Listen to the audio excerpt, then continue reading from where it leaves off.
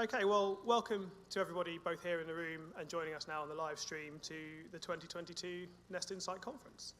I'm just going to start with a few bits of housekeeping. So we really do want this to be an interactive event. Whether you're at home or here with us at the Museum of London Docklands, you can put your questions to our panels using Slido. That's slido.com and entering the hashtag NestInsight2022. We'll also have roving mics going around the room for the Q&A sessions for those of you who are here with us in person. You can join us on social media if you're so inclined. Again, we're using the same hashtag NestInsight2022. For those at home on the live stream, if you have any issues with the live stream, please email us at insight@nestcorporation.org.uk. We'll be monitoring that. We'll try and resolve that as best we can. We're also recording today's sessions, and they'll be available for people to watch back once we're done. Okay, I'm just going to introduce today with a few welcome remarks. I'd like to start with some thank yous. So first, I'd like to thank our strategic partners, BlackRock and Invesco, and their support is crucial to our whole work programme, including to events like today's, and we're hugely grateful to them for that support. All of Nest Insight's work is funded through external grants and sponsorship, and all of our work depends on partnerships of various kind, be those with our core funders, those funding individual projects, with our research collaborators such as the academic teams that we work with, and on delivery partners like the employers in our emergency savings trial and the fintechs that we're working with on our self-employed work. We are hugely grateful to all of them. We're always looking for more people to partner with across all those different types of partnerships. So if you or your organisation would like to work with us or thinks there may be ways that we could work together in the future, please come and find one of us here today or reach out to us after the event. I'd also just like to say a big thank you to my team, the Nest Insight team, my colleagues. It's a small team. These hybrid events are effectively like trying to run two events in one. They are a big effort, a huge undertaking. So firstly, please obviously bear with us if there are any glitches today. And of course, not only the team working on the event, but everyone in the background who works on the research, who works on developing those partnerships, contribute to the content that we'll be talking about today. So a huge thanks to them and acknowledgement for all the hard work that they do, for which I'm hugely grateful. Now on to the event proper. So we're really excited to be here today to continue the discussion about the issues facing low and moderate income households in building long-term financial security, and perhaps most importantly on the policy and market solutions which can help them to overcome those issues. We work hard with this event to bring together a real mix of policymakers, industry innovators, academics, researchers to try and get a real cross-sectional discussion going about these challenges and about those solutions. We really hope that they will generate a shared understanding and provide inspiration for those in the discussion about what more they could do to support these groups. So we're really grateful to many of you for being here in person today, and those of you who are joining us online, especially as we recognise that we're still working back through a transition towards live events and out of the COVID experience of the last couple of years. A little bit about today's agenda and the context in which today's event is taking place, and I don't mean the context a few miles down the river, although those of you who have been with Nest Insight from the start may remember that our very first conference happened 48 hours after the Brexit vote, so we are somewhat used to holding these events in times of, I think febrile is the official word, isn't it? Febrile political turmoil. Nonetheless, that is not what I'm talking about. For those of you who've been following the work of Nest Insight in the last few years, you'll know that over time we've stepped back to take an increasingly kind of wide-angled view of household finances. So we started out very much with research on traditional pensions-related topics. And over time we've come to think much more broadly about the conditions for long-term financial security and financial security in retirement, and in particular the interaction of those with shorter-term financial security issues. That's what's motivated our work on workplace emergency savings, which a lot of you will be familiar with. It's also what motivates our work on the interactions between retirement savings and debt, which we'll be publishing research on later this year. No doubt we'll touch on aspects of our emergency savings work today, but if you're wondering why there's no specific agenda session on that topic, I just wanted to highlight the really excellent event that we held a few weeks ago specifically on emergency savings. If you're interested to hear more about our work in that space, or indeed the work that many others are doing, and to hear some really great discussion on the whole topic of how to scale emergency savings solutions in future, then I'd recommend watching that event back. It is available on the Nest Insight website. Today we're going to be continuing that wider lens focus. So in recent months, the Work and Pension Select Committee, the ABI, the PLSA and others have all talked about the importance of increasing minimum pension contributions under automatic enrolment, and with a particular focus on increasing employer contributions. This morning we're going to explore the role of the employer in more depth. through research that we'll be publishing soon, which explores the current employer pensions contribution landscape and how employers' roles in supporting both pension savings specifically and financial well-being more generally might evolve into the future. And we'll try and locate that debate in the context of the current cost of living challenges and what this means for the priorities of both employers and of employees. For those in the room, we're then going to continue that discussion with a Chatham House session running into lunch. Then this afternoon, we're going to step out further still to talk about wealth building. Both pension saving and short-term saving can be located within a broader narrative about financial security, well-being, and wealth. So expanding access to pension saving through auto-enrolment has had a dramatic impact on participation in investment and capital markets by lower-income households. But how should we think about retirement wealth alongside other forms of wealth, and about the barriers that make building wealth difficult? Again, that discussion takes place against a backdrop of significant cost of living challenges for everybody, but especially for those on low and moderate incomes. We absolutely recognise that there's a growing debate about whether and how people can balance their short-term financial needs against those longer-term financial goals. One report this week suggested that as many as 1 in 10 people might have reduced their pension contributions as a result of changes in the cost of living. So we want today to involve a set of conversations that understand that reality and are rooted within it, but that remain ambitious about what we can do to improve the system for low and moderate income households and their ability to build financial security both in the short term and for the longer term. Whether those improvements are more immediately available or are things that may come into force later, hopefully once those current challenges have eased.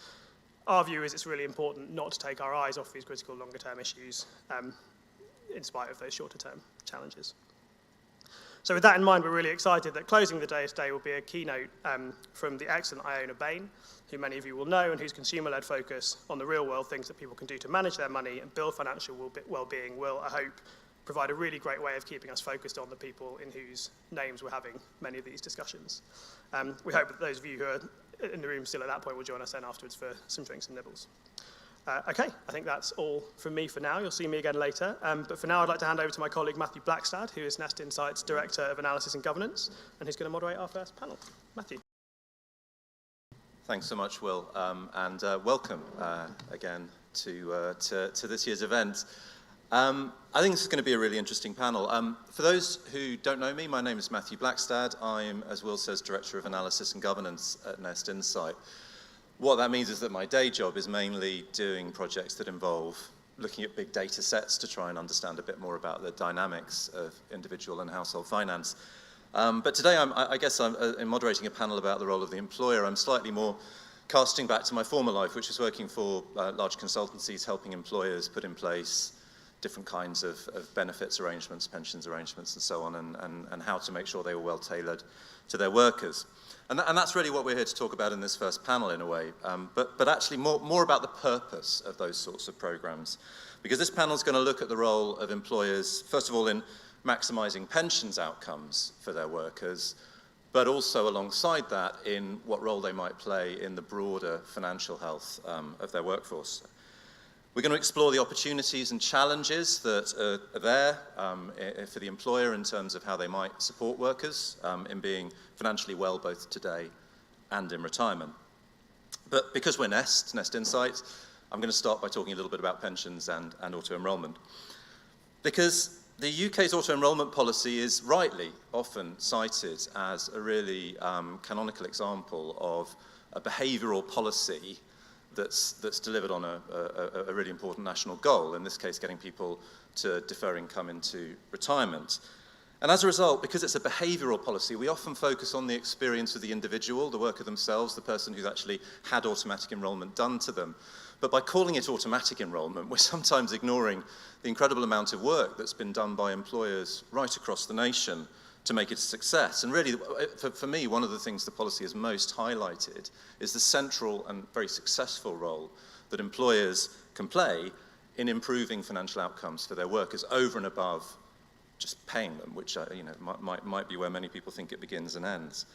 Things that employers did as part of automatic enrolment, obviously they automated through payroll the way in which a financial behaviour happens regularly on a drumbeat. They actually selected the product into which those flows of money go every week or every month. Because it's a law, they match contributions, and many do more than the law, as we'll hear very shortly from the research report we're presenting. And very often they go beyond this and provide guidance and support and other kinds of help for their workers. And all of these things, employers are uniquely position to do.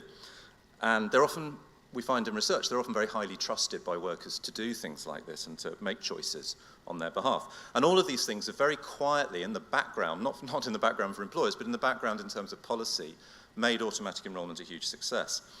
And it's this role of the employer as the facilitator of financial health for their workers, which is the thing I think which is coming more and more into focus. Will's mentioned the recent push by the PLSA, the ABI and others, saying that a large part of any future pension contribution increases should come from the employer.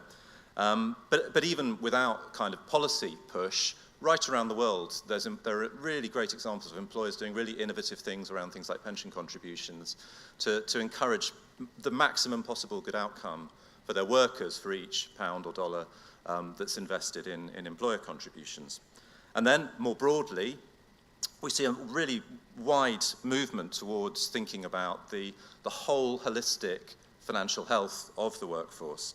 And many employers, I guess those employers we'd have to say who sort of appreciate the benefits of having a financially healthy workforce, which many, many do, and also those maybe who have the means to be able to deliver the sorts of programs that can help, which might be anything from that kind of guidance and education, right through to payroll programs for things like income smoothing or low-cost credit. There's a huge movement towards those sorts of things, but it's still quite localized, as we'll probably hear, among certain employers. So the question this raises is, what is the role of the employer in supporting their employees' financial security? And in what ways can they have the most impact? Because we're all working in constrained circumstances. And also, what are the barriers for employers doing this? And before I introduce our stellar panel over here, who are going to hopefully answer many or all of those questions for you, I'd just like to set the wider context for this conversation. And as Will mentioned, I do not mean the political context. We are steering well clear of that. But it's impossible to ignore the fact that we're standing here talking about financial well-being, financial security in really, really challenging times. And since my role at Nest Insight is all about data, I hope you'll be patient with me while I tell a little story through 4 graphs, but I promise it's only 4, and then you can hear people actually talking to you. So, first of all, you don't really need to see the dates on the scale there to guess what the spike here is in terms of the UK savings ratio. You know, we often rightly talk about the period of the COVID pandemic and the government measures and lockdowns as being a huge driver of financial crises, but we also know that it created a huge spike in terms of the overall household savings ratio, and these are recently published ONS data. And we can also see how quickly that fell off, however, when the pandemic came to an end. But of course, we're only looking here at averages, and we should be very, very careful when we're speaking about financial wellness of talking about averages. So if we also look at an excellent study done by the Bank of England last year, we can see how the increases in savings are distributed very, very unevenly between different groups. And specifically, you see that where it says savings decrease, the bigger red bars here, we're talking about those who are unemployed and furloughed, of course, but also those who are low-income employed. And one of the things we see in Nest when we look at our pay data that comes in from employers during the pandemic is how much week-on-week or month-on-month income for many, many workers just plummeted during the periods of lockdown. So this is obviously a very uneven picture, and there are some people who are feeling the pinch much more, for whom savings, even before the cost of living crisis began, was something of a challenge anyway. We also, though, need to think about the position of employers. We're going to try and take a very balanced view in this discussion about what the employer's position is and what the employee's position is. And for employers, this graph here, again, it's an ONS chart. It basically shows from a sort of starting position of 100% over on the left, over the period from the turn of the millennium, how the wage cost of employing someone has increased on average, and also how the non-wage cost has increased. And you can see the top line there, the darker line, is the non-wage cost, which has been racing ahead. So that if you like, the inflation in terms of things like national insurance and deductions has raced ahead much higher. It's often called the wedge because it's sort of shaped like a wedge. The bit that employers are watching kind of increase that cost. So every pound they pay a worker, they're paying just that little bit more every year. And there are things like national insurance spikes over there on the left and then up on the right. But there's also things like automatic enrollment built into that as well. These things sort of pile on each other. So we've got to recognize that context for employers as well. And of course, all of this is really only taking us up to the beginning of this year, all the data I've just shown you. And if instead we look from the sort of latter part of last year in terms of the opinions and lifestyle study that ONS do, this is asking households month on month has your cost of living increased, and I don't suppose it's any surprise to people to see how roughly around January that just started to climb. And it's not just that it went up, it's been going up every month. More and more people are saying every month that their cost of living is increasing every month. And so, of course, we have to be aware of that context. And of course, in that context, there's all the more demand for employers to ensure that they're keeping their workers in a good place financially, but also some real growing challenges to making that happen. So we need to talk about employee financial health during a crisis and during a cost of living situation, and also during a resurgent pandemic, let's be honest. But if we can, we also want to set our sights in this discussion beyond those immediate challenges to think about how the employer-employee relationship might be able to support financial wellness long into the future. And so, to address that very important topic, I have beside me here a panel of experts who are going to present 3 different perspectives on that question. But I do want to acknowledge, as I introduce them, that none of us up here actually represents an employer. We're really pleased actually to have several major employers represented in the room here who we really hope are going to participate in the discussion here. But just to say why we don't have any of them up here, one of the things that's really clear about this challenge is that when we talk about employers, we are talking about such a diverse range of employers in terms of size, sector, models of employment, many, many other characteristics. We didn't want to have, if you like, just one employer voice. What we've tried to do is choose people who can speak both for a range of different types of employer and also for their workers in this debate. And as we'll be doing through the presentation that Joe gives, we're also going to be sharing today the voices of over 500 employers who've contributed to a new piece of research and whose diverse perspectives we're going to be sharing today. So, with all that said, let me just introduce our speakers, and then I'll ask the first of them to stand up and give an initial presentation.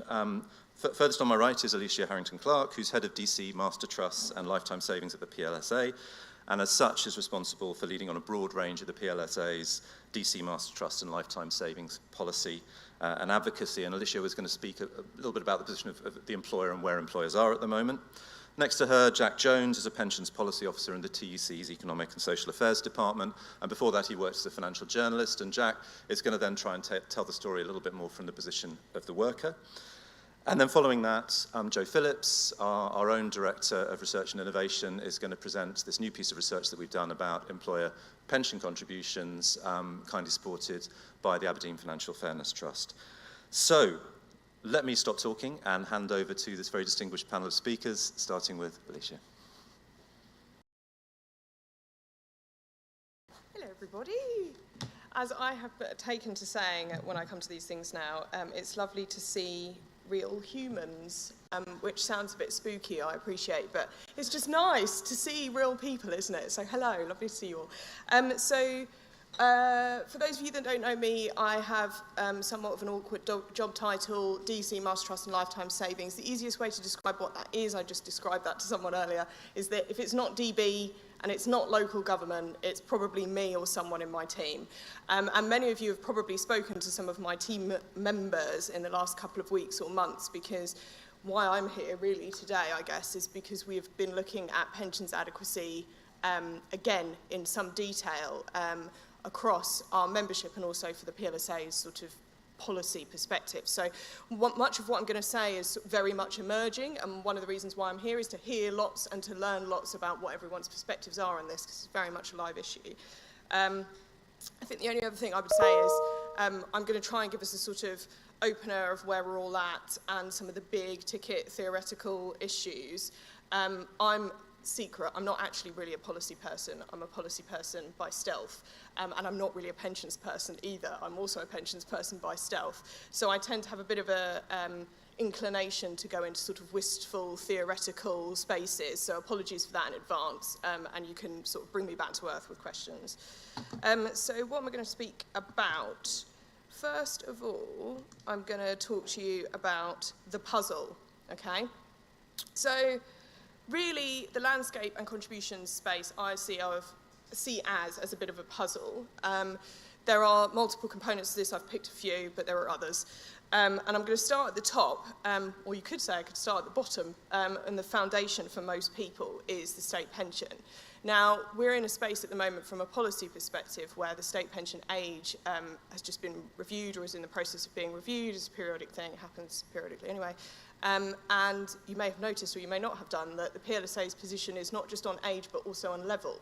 So one of the things that we think that would be really beneficial from a sort of financial security perspective is if we could protect future pensioners from poverty by increasing the state pension level.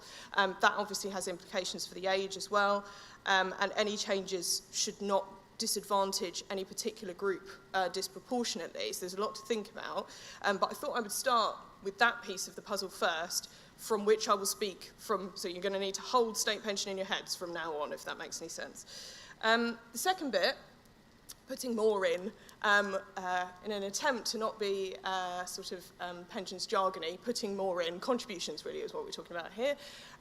As I think all of you will remember and know, the PLSA, as have many others, long held the position that contributions should increase. This is at least in a sort of couple of different ways.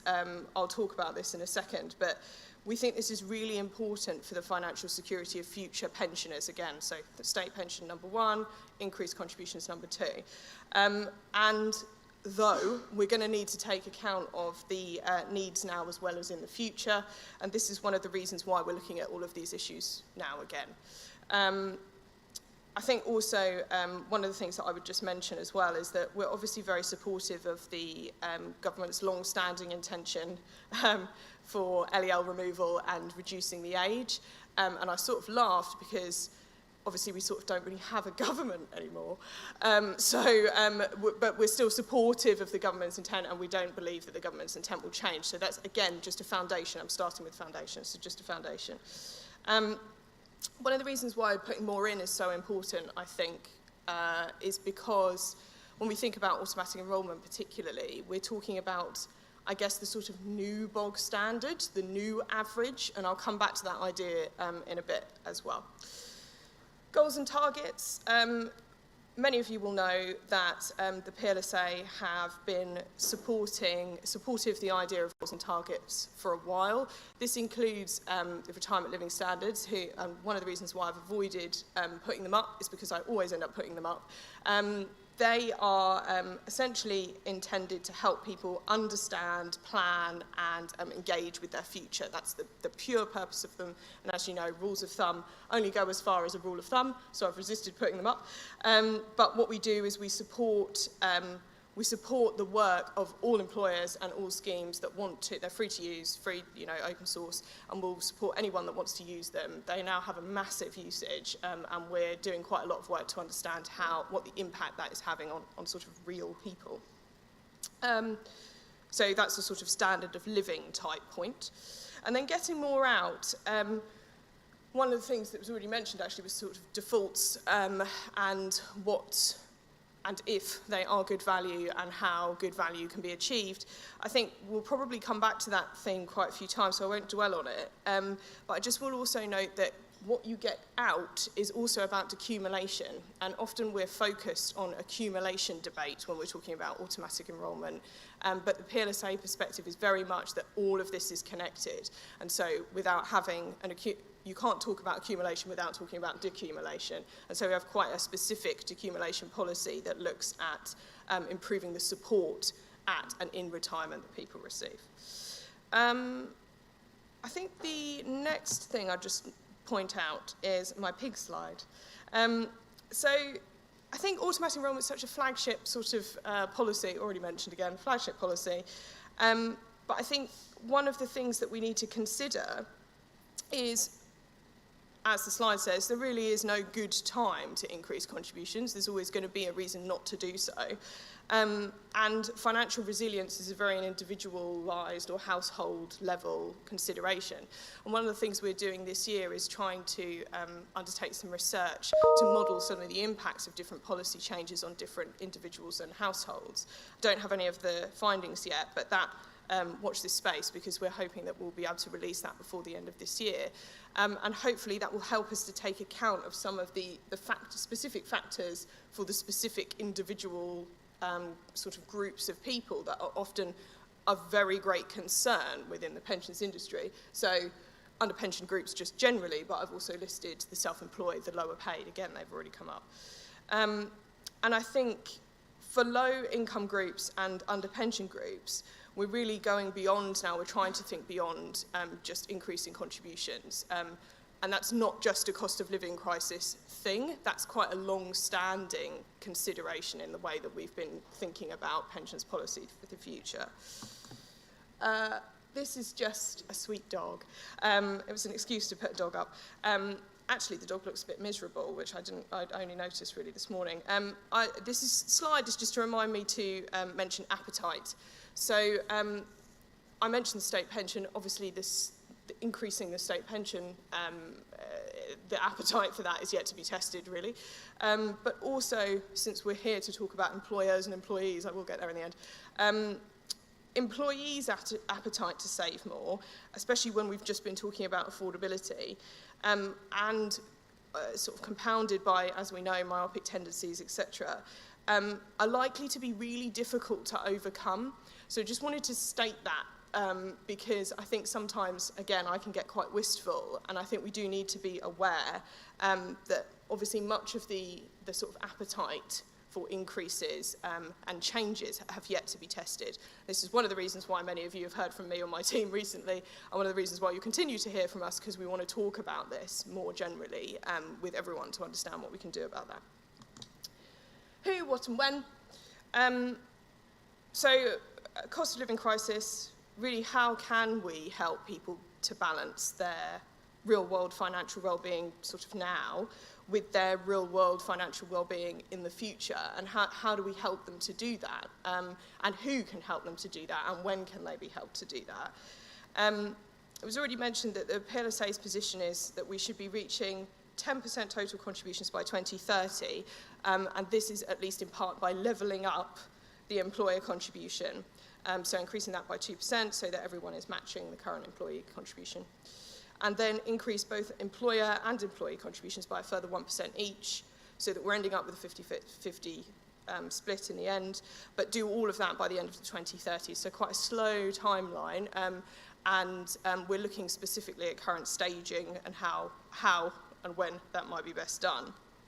And this is really in addition to other things that we're looking at, other things that we're testing and other things that we're modelling, over-saving amongst low-income groups, providing flexibility in terms of short-term financial need.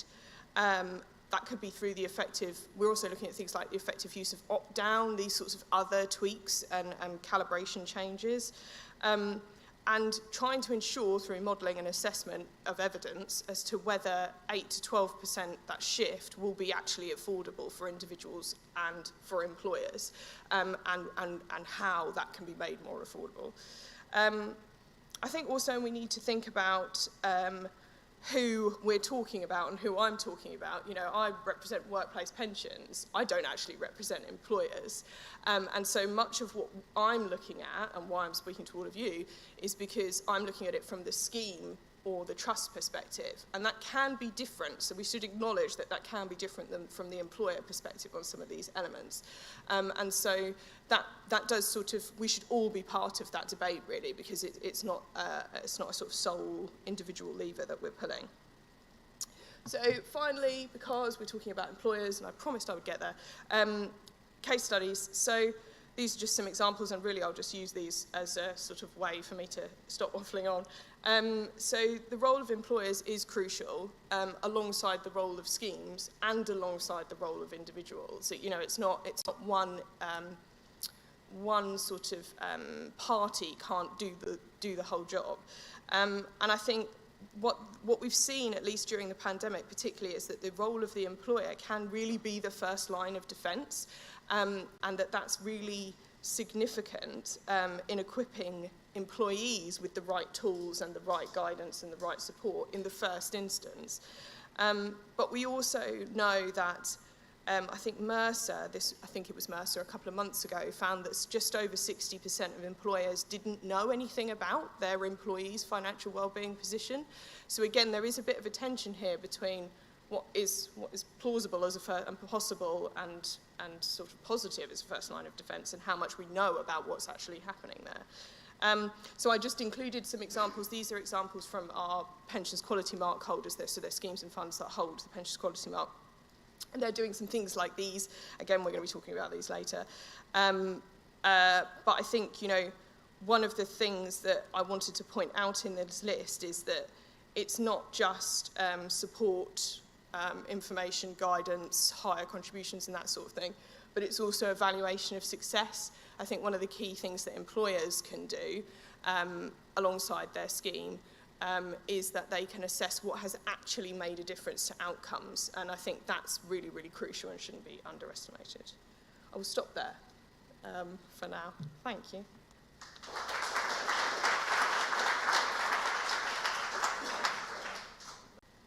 Great, thank you very much for that. I'm going to talk even less about employers, actually. Unfortunately, I'm going to talk mostly about trade unions, unsurprisingly, because I think they're often a slightly kind of underappreciated actor when we're looking at occupational pensions.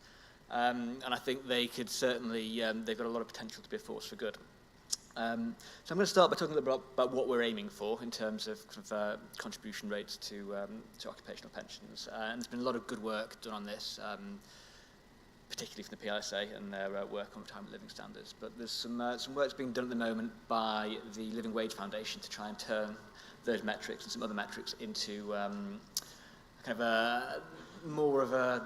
something that looks more at inputs and looks at how much we've got to put in to get a decent outcome for people in retirement. And the work they're doing at the moment suggests that if you're looking at kind of the average employee, we need to be looking at about a 16% contribution rate, which will be a kind of a familiar figure to everybody. I think that's been long accepted as a rule of thumb, that if we want to get a decent pension out of a DC scheme, we need to put in about 15 or 16%. And that works out at about £3,000 a year for a low-paid worker. Looking at if they're just looking at younger workers and somebody who joins the pension scheme in their early 20s, they wouldn't need necessarily quite that high contribution level. It looks like you probably need about 12% to achieve a basic standard of living in retirement. So that's not a comfortable retirement. That is just the minimum, and that works out at about about £2,100 a year. Obviously, we are a very long way from that at the moment, and most people are certainly not on track for a comfortable retirement, and a lot are not on track to even meet that minimum requirement. Whenever we talk about raising that, I think at the moment, Alicia mentioned this, we run straight into you can't really talk about this during a cost of living crisis. So one of the first things the first slide I've got looks at what we think the real problem is. It's not really a short-term cost of living crisis, it's a long-term low pay crisis. And this chart shows pay from 2000 up to this year, January 2022. And it shows that basically we are in an unprecedented time. If we'd continued kind of going back and back, the line that keeps going up until about 2008 would be fairly steady over decades of kind of about 4% real increase a year. Sorry, about 4% nominal increase a year, about 2% real wage increase a year. We have done these charts where we kind of compare this to previous recessions, and we've got nothing over the last 200 years which looks like that. Always you've got kind of a dip and then we get back on track. So the fact that we are in now almost 15 years of pay stagnation is the real issue that we're facing at the moment, rather than necessarily kind of rising prices. But I think an important thing to note here is in the middle of this period we did introduce auto-enrolment, and we had extremely low opt-out. So I think that's a really encouraging sign. And again, it answers that question of now is not the right time. There's never a right time, and certainly on the employee side, we've seen that actually introducing auto-enrolment at a time where you've got a real squeeze on pay is not necessarily a reason for people to opt out. And that's quite encouraging.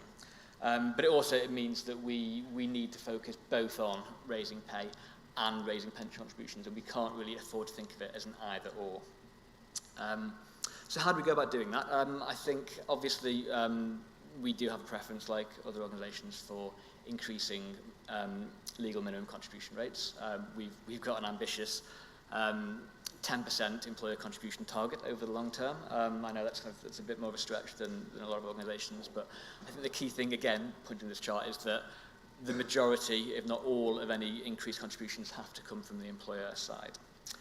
In terms of how we can go about encouraging employers without resorting to that kind of legislation, this is where unions come in. And I think the role of collective bargaining agreements is something which, again, is often overlooked in this country.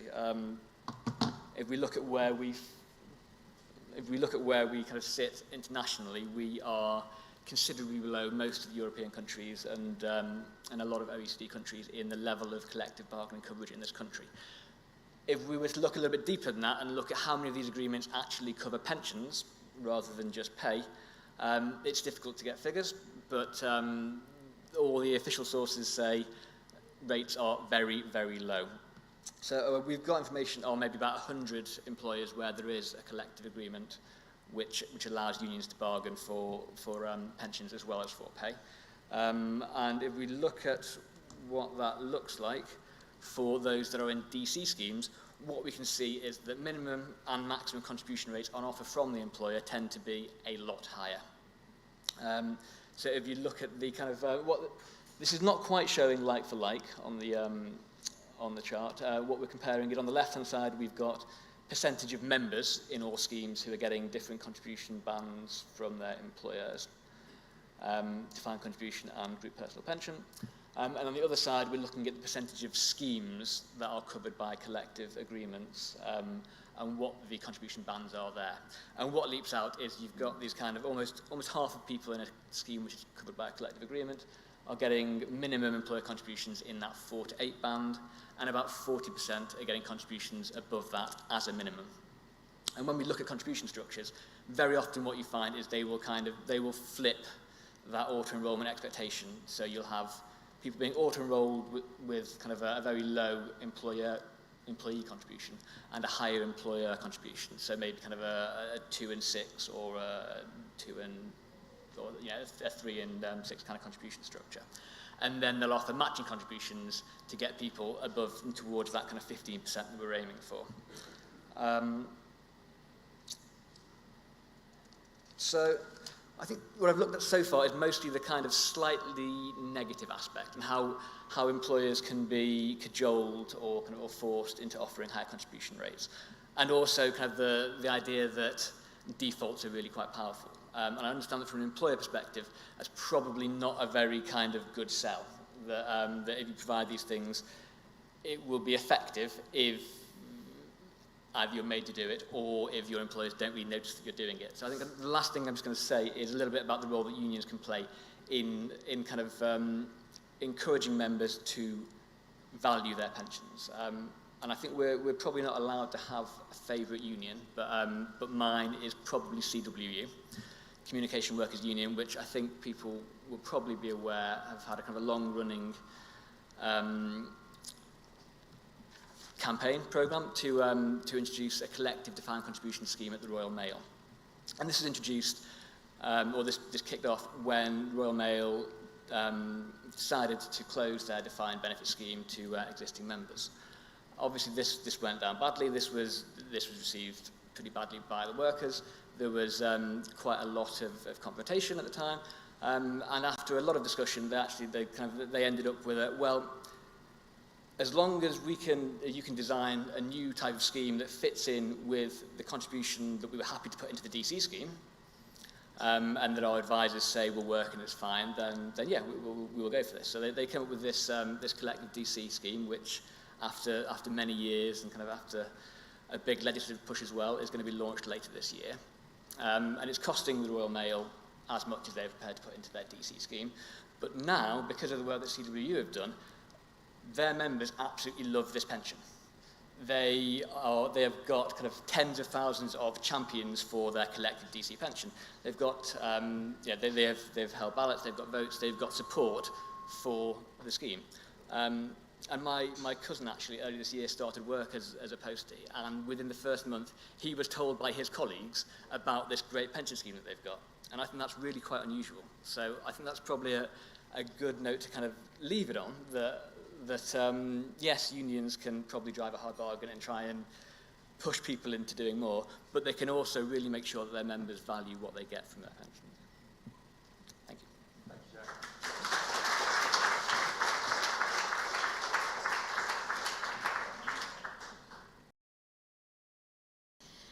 Thank you both, and hello. I am going to talk about employers quite a lot, actually, because that's the research that we've been doing. So I'm really excited to share some early insights into some research we've been doing about employer pension contributions since last autumn. This is just the first findings. We'll be publishing the report later this year. Although contributions going in, as Alicia said, is one of the most important determinants of pension adequacy for employees, we've sort of lacked a clear view of what UK employers are doing in this space now that staging and phasing are complete and auto-enrolment is well established.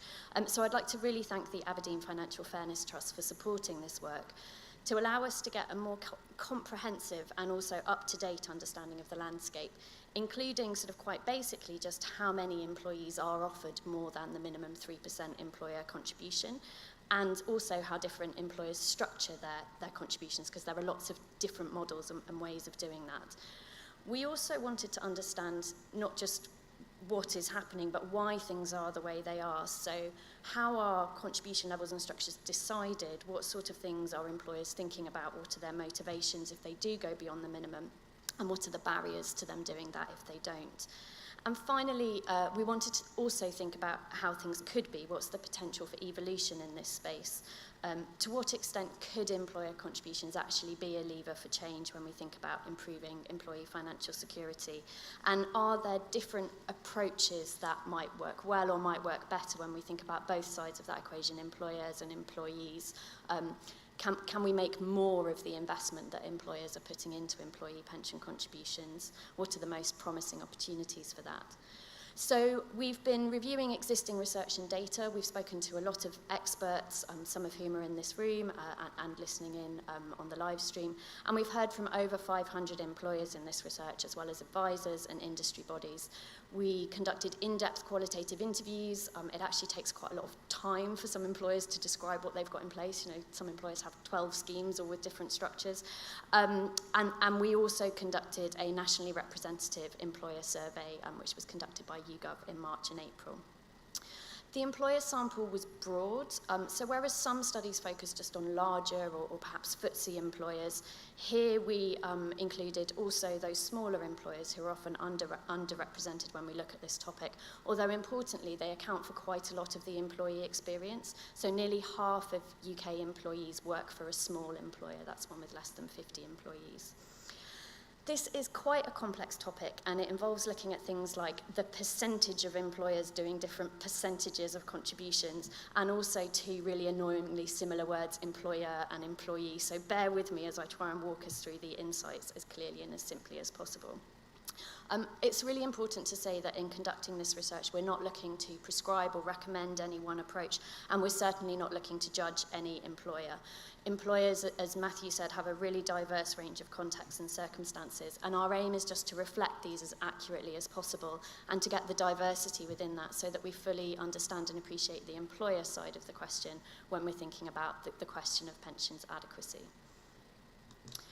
So before getting into the research learnings, it's worth remembering where we've come from. Before auto-enrolment, there were really big gaps in the employee experience depending on who they worked for. Some employees got something and some got nothing. And auto-enrolment has really broadened access to workplace pensions, particularly for those working for smaller employers. So we can see here, you know, the smaller employers, the line in terms of coverage going up dramatically at auto-enrolment. And now most employees are offered at least a minimum 3% employer contribution into a workplace pension scheme. As we've already observed, this was a huge undertaking for many employers and is a really great achievement and a really good equalisation story to get everybody to that minimum. When automatic enrolment was introduced, one question in the debate was whether those who were already doing more would level down.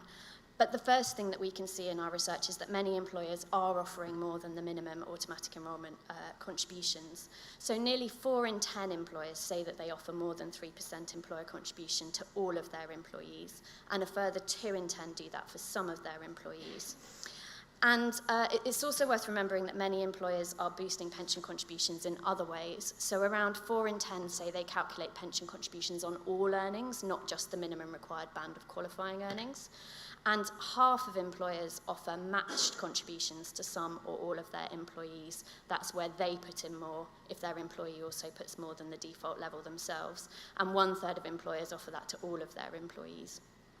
And also, just over half of employers say that they offer a salary sacrifice arrangement to some or all of their employees, where the employee is likely to benefit from the additional national insurance saving adding to their contributions. However, there are variations under the surface when we look by employer size, and those working for larger employers are the most likely to get those boosts to their pension saving. So in these charts, the figures we've just seen for all employers are still shown with the pink bar, and the blue bars show this broken down by employer size, with the palest blue for small employers, those with less than 50 employees, the mid-blue for medium-sized employers with 50 to 250 employees, and the darkest blue for those with more than 250 employees. So looking at the dark blue, we can see that larger employers are more likely to offer more than the minimum 3% contribution to their employees. They're also more likely to make this contribution on all earnings rather than the minimum band of qualifying earnings. They are also more likely to offer a salary sacrifice arrangement and more likely to offer matched contributions. So those 4 factors combined act as a quadruple boost to employer pension contributions for many employees working for larger employers, which those working for smaller employers are much less likely to benefit from. And we also see that employees who are in manual roles, lower earning, and those with shorter tenure are less likely to receive more than the minimum employer contribution. So some sample sizes here are small, but looking at the chart on the right here, we can see that whereas 4 in 10 employers offer more than minimum contributions for all their employees, that drops to around 2 in 10 of those who say they have mostly manual employees and mostly low to moderate earning employees, and around 1 in 10 of those whose employees have mostly shorter tenure. And we see the same pattern on the left if we add in those who do more than the minimum for some but not all of their employees. And then looking at the ways in which employers differentiate between their employees and their pension contribution models, it's clear that current models are often directing any higher than minimum employer pension contributions to employees who are likely to be those who already have greater financial security and or they're more confident and active already. And that happens in a couple of ways. The first is matching. So we've seen just now that 1/3 of employers offer matched contributions to all their employees, with a further 17% offering matching to some of their employees. And this contribution model really rewards employees who are more financially confident and can afford to contribute more. The second way is that of those employers who offer higher than the minimum contributions for some, but not all of their employees, the most common reason for doing that was seniority, where a higher contribution is made by the employer for employees at certain levels or in certain roles. And 3 in 5 report seniority as the top factor behind contributing more than the minimum to some employees' pensions. So although the baseline has been raised, there are still some inequalities in the way that above minimum contributions are distributed. And so perhaps it's time for us to reflect on why things are the way they are and how they might evolve. So what are some of the drivers of the current employer pensions contribution landscape, and why do we see those levels and models that we've just seen?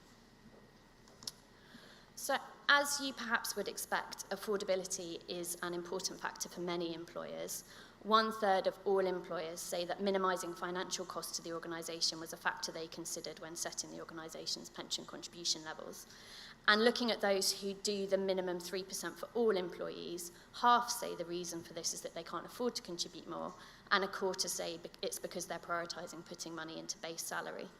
And we can probably expect that affordability is becoming more of a concern for many employers recently as they experience what some are calling a cost of doing business crisis alongside the cost of living challenges. But importantly, affordability is not the only factor driving employers to contribute at minimum levels. We also see that the minimum employer contribution levels set by the regulation act as strong defaults and are actually seen as recommended levels by some employers. So nearly 1/3 of employers doing the minimum contribution level say that this is because it's the amount recommended by government. I think we know that employees sometimes interpret the minimum contribution levels as a recommendation, but I'm not sure we've understood how powerful this interpretation is also amongst employers before. In addition, 1 in 5 of those doing the minimum were driven by the default setting in their payroll software or pension provider setup, and indeed 1 in 20 don't know that it is actually possible to contribute more than 3%. This perhaps suggests that there is some potential to disrupt these defaults where affordability is not a concern, for example, by building nudges to consider alternative approaches into the systems and platforms that employers are using to manage their pension contributions. Looking now at organisations who offer more than the minimum 3% for some or all of their employees, the reasons they give for that, the main reasons they give are retention, supporting employees to save for retirement, and recruitment. But I think it's useful to reflect, looking at these different reasons, that although just over half of employers say wanting to support their employees to save for retirement is a reason for contributing more than the minimum, and that's a common reason cited by both small and large employers, very few of those who do so have actually modelled retirement outcomes, so only 6% say they've done this. We know it can be difficult for employees to understand what their contributions today will mean for their retirement income, but perhaps more support would also be needed if their employers are to take this into account when making decisions about their contributions approaches. So lastly, let's take a look at the potential for evolution in pensions contributions and think about how feasible would any future change be. Well, the first thing to say is that organic opportunities to make changes to contribution models and levels are very limited. So nearly 2/3 of employers say their organisation is unlikely to implement a different approach to pensions contributions in the next 2 to 5 years, and that rises to 3/4 of smaller employers. The current challenging economic context, the inflexibility of legacy systems to the implementation of new approaches, and the complexity of some employers' pension provision all act as strong barriers to any change, even where there is an appetite for enhancing the existing model. And the couple of employer quotations here, I think, illustrate that. The first one talking about the cost of any payroll change being staggering, and the other one just talking about this is a really small part of my job, you know, we don't think about this very often. And that second quotation, we know that many individuals responsible for pensions decisions, particularly, but not only in smaller organisations, are not pensions experts. This is a small part of their job, and they lack the knowledge and confidence to consider doing anything other than default contributions. And we also heard, you know, some sort of fear repercussions from getting it wrong or feel like they're straying into giving advice. And sometimes, you know, reasonably frequently, it's just something that the accountant sorts out. And we had quite high levels of don't know answers to quite a lot of the questions in our survey. Additionally, financial security is seen by most employers to be mainly the employee's responsibility. So this sort of came out in some of the qualitative interviews, and we wanted to get a measure of this. So we asked survey respondents to rank who is most to least responsible for an employee's financial security and retirement out of those putting money into the pension pot, so out of the employee themselves, the employer, and the government. And we can see from this chart that responsibility is seen by employers to sit mostly with the employee. So 60% of employers say the employee is the most responsible, 20% say the government is most responsible, and only 13% say the employer is most responsible. And smaller employers are the least likely to see their role.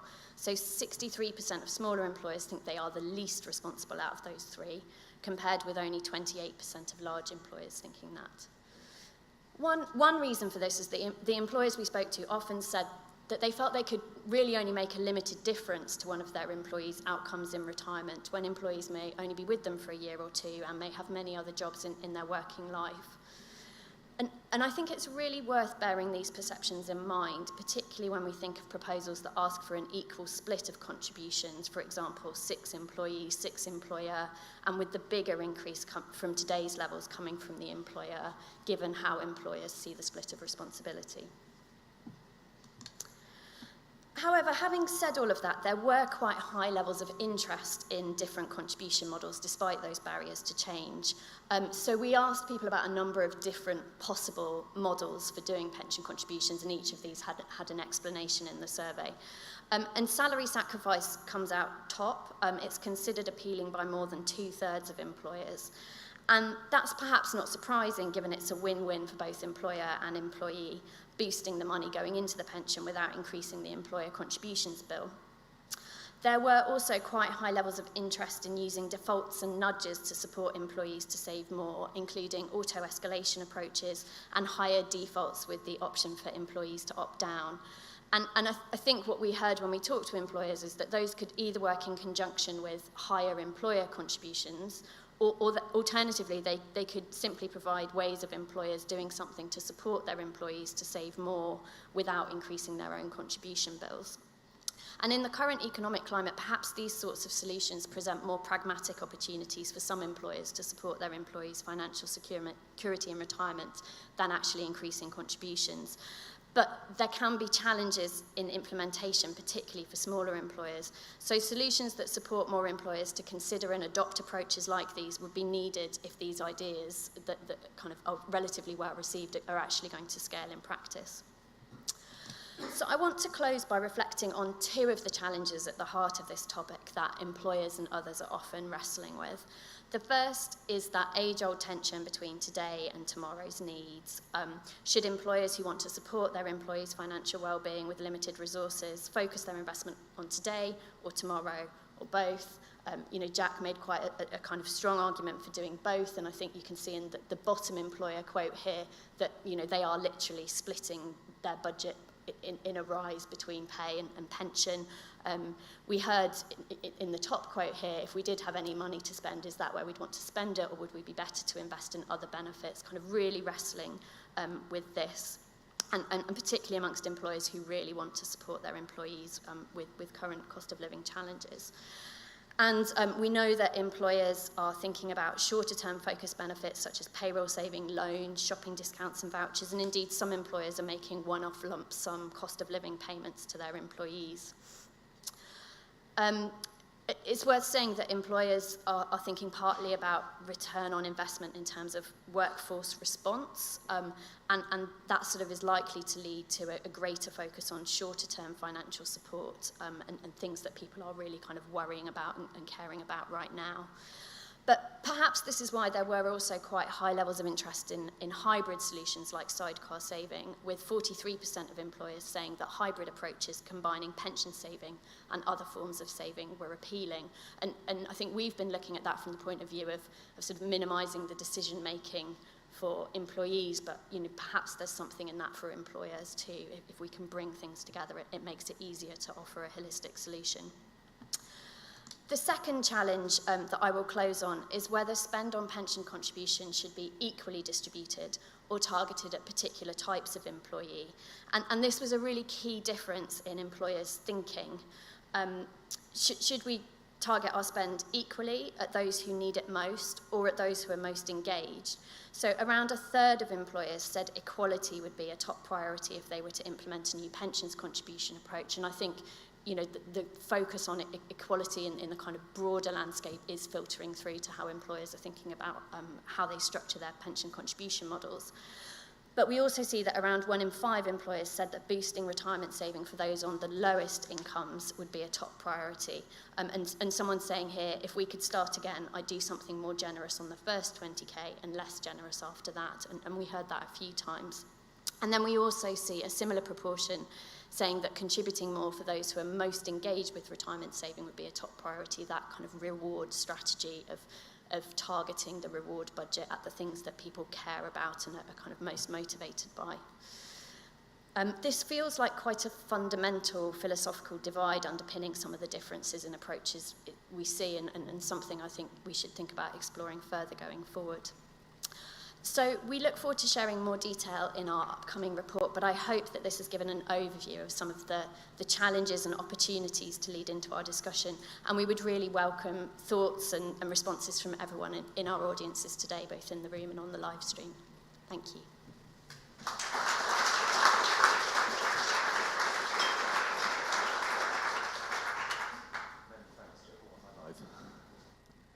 Many thanks, Joe. Oh, yeah, certainly am now. We've got plenty of time for questions and discussion now, and I hope that all of that really fascinating thinking there has stimulated plenty of questions. In a moment, I'll be coming to the room in the usual way for a show of hands, and equally those of you who are joining us remotely can ask questions through the Slido platform. And actually, if you're in the room and you don't necessarily want to hear your voice booming out like mine from these speakers, you can also ask a Slido question.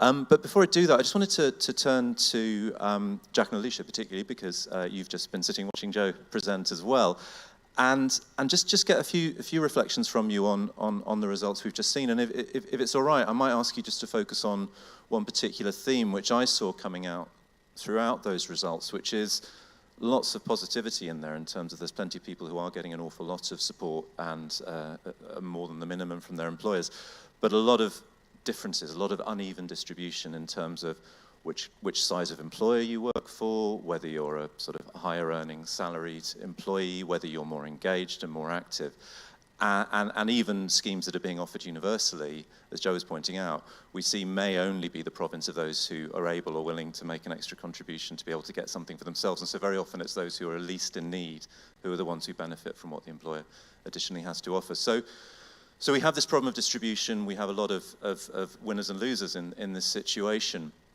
Given the diversity of employers, given the diversity of different job types that we have out there, what from your position and your perspective would you say needs to be done to try to even out these outcomes for different types of workers at different types of organisations? Alicia, do you want to maybe go first?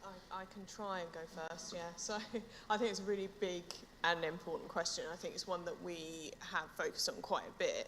I think there are a few things that Joe mentioned that really sort of stuck with me as she was talking. And I'll just pick a few examples because there were so many different things I could comment on.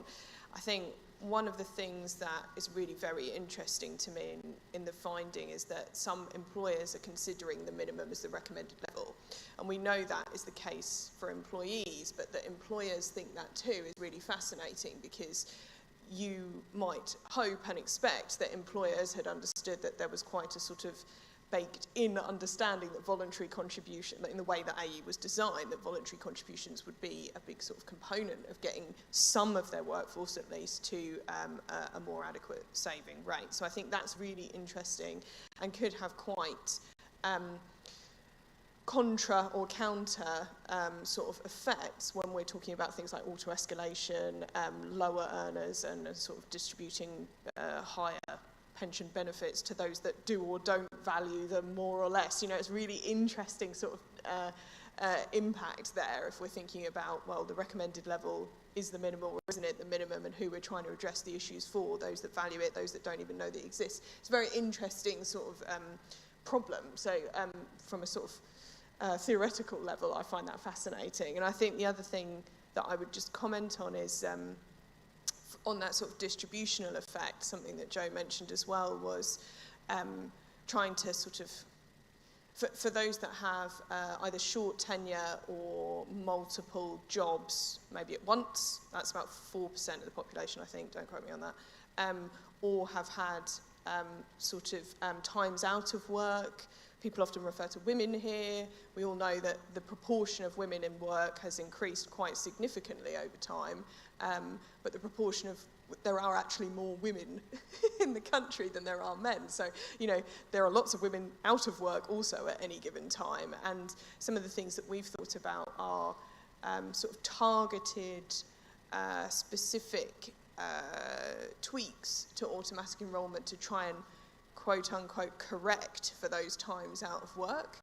And I think, again, that links back to this idea that there could be sort of quite interesting distributional or redistributional efforts and attempts that are quite specifically targeted, but that may or may not work for certain elements of the population at certain times. And again, that's quite a difficult problem to address when everyone's an individual and their pathway through life is different. So I think, yeah, there were a couple of things that struck me about opportunities for change and sort of that positivity that you described. You know, there is a lot of interest, I think, out there for change, but also some of the really knotty issues that would need to be thought through as to how that how that change could be affected most effectively across the piece and for specific targeted audiences. Thank you. Joe? Yeah, I think I would agree that you probably haven't thought enough about how employers think about the minimum contribution rates. And when you do think about it, it makes sense. I think if you're a small employer and the government is making you offer your employees a pension scheme, you would assume that it would be a sufficient one. So that did actually make a lot of sense to me. And I think also it's interesting kind of looking at the numbers of people who are offering higher than that minimum level because it was expected in their sector. And that's kind of quite interesting looking at the importance of kind of trying to establish some kind of norms that are maybe slightly better than the minimum. I found the really high number of people that were offering higher contributions to more senior people quite depressing, given the kind of the relative needs there. And I thought that possibly a thing that made me think of, and that I think would be interesting to get more thoughts on from employers, was this idea that is being pursued by Living Wage Foundation about possibly having kind of a cash underpin to make sure everyone was getting a sufficient amount, rather than just relying on offering the recommended percentage. And I suspect, not knowing a lot about how payroll works, that might be quite complicated. But on a kind of theoretical level, that seems like a really good idea for if you say, look, we just can't afford to offer our whole staff 16% or whatever it is, but we do want to make sure that everyone is getting, a living pension. I think so. I'm interested to know whether there are A, that sounds appealing to employers, and B, if there are lots of practical barriers around doing that. I think that was it for my notes. Oh, and also I think it does maybe show that it's probably quite important to increase the minimum contribution rates. That was one of my takeaways as well. It's very telling, isn't it, that we always think about behavioural biases as being things that people experience, but employers are people too, and people making decisions at employers are people too. And so the power of these effects, like defaults, when you're given a level to start at, you stick at it. Social norming, because everyone else is doing this, I'm going to do this too. They're really powerful too. But as I think you were both alluding to, in the end, what's mandatory is the thing that will really drive sort of equality across the piece. Fascinating stuff. Are there any questions now from the floor here? And we've got some remotely already, but I'm going to start on the floor. One at the table over there, if we can get a mic over there, and if you wouldn't mind saying who you are and where you come from before you ask your question. Hello. Hello. Oh, can you hear me? Hello. Hello. I'm Maggie. I'm here on behalf of REBA this morning. I thought one of the things I found quite interesting on one of Joe's slides was the 34% who were offering more than the minimum contributions because a senior member of their organisation had recommended it. And without wishing to bring our friends down the river into this, look, culture starts at the top and change starts at the top. Do you think one of the things we need to do is actually just get more buy-in from very senior leadership to increase pensions? What difference do you think that would make? Joe, during the study, we talked to a lot of people sort of in the employer space and those who work with them. What were you finding about the role of those senior voices? So, am I on? I found that interesting too, and I think there is a sort of broader cultural shift that I think is impacting how some employers are starting to think about pensions contributions. We had one example of a very large UK employer, and when I interviewed them about how they had decided to set their pensions contributions levels at the level they set them at, expecting an answer that would involve kind of benchmarking and benefits consultants, the answer was, our chief executive said this is what the level should be. And I think some of that is being driven by actions like, the Investors Association saying that they will kind of put a warning flag on any organisation that hasn't kind of got an equalisation strategy. So I do think sort of some of those external factors and considerations are starting to influence this, and that can be quite powerful, because in that example, over 30,000 employees got a pensions contribution raise as a result of that happening. So yeah, I agree. I think that is a really, potentially hopeful sign. And I think we did hear more generally in the interviews about equality and people starting to question really established ways of thinking about pensions contributions, like matching, which is a really dominant model that is often recommended as a way of boosting engagement. People really saying, actually, now I think about it, I'm not sure that that is what we want to have in an organisation where we are trying to treat people equally. And I mean, Jack, presumably this is as true in collective bargaining situations, that the sort of the individual voices and the individual attitudes of people in the room are sort of as important as the big policies and the legal framework. Yeah, absolutely. I would agree with that. And it's interesting, we often only kind of think about the attitudes of executives to pensions when it relates to annual lifetime allowance, and we assume people will lose interest in pensions when they can no longer necessarily benefit from them quite so much, which I think probably does most people a bit of a disservice. But yeah, absolutely. I think kind of having key people recognising it's important, and also kind of other stakeholders. I guess kind of the role of asset owners as well. I think it's something that I think pressure can be brought, certainly. And Alicia, I mean, that was something I was thinking, having come from a consultancy background myself. Very often the people who are making the decisions are in some completely off-book, unregistered thing anyway, and very often don't have the lived experience of what it's like, let alone the lived experience of being on a lower income. So how do you affect the mindset of people who are making those decisions? I mean, I think it's a really interesting idea. I think we have in the pensions industry quite a good pedigree, actually, of sort of championing examples of good success and that sort of thing, championing good schemes, championing good solutions, championing good things.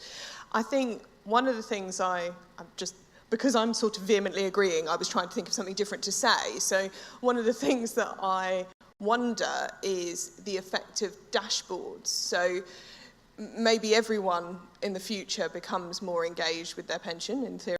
And so maybe everyone sort of becomes a bit more of a mini pensions champion. And so in a sense, we've seen some of that effect with things like ESG interest in certain pockets of the industry and these sorts of things. So maybe the sort of democratization of pensions as a good thing might help to influence either the decision makers or just sort of more generally in society, we might become more pensions focused. So I'm not disagreeing with anything that anyone said. I'm just trying to add something additional that, I think maybe all of us in a sense could become the sort of champions for good pensions in the future.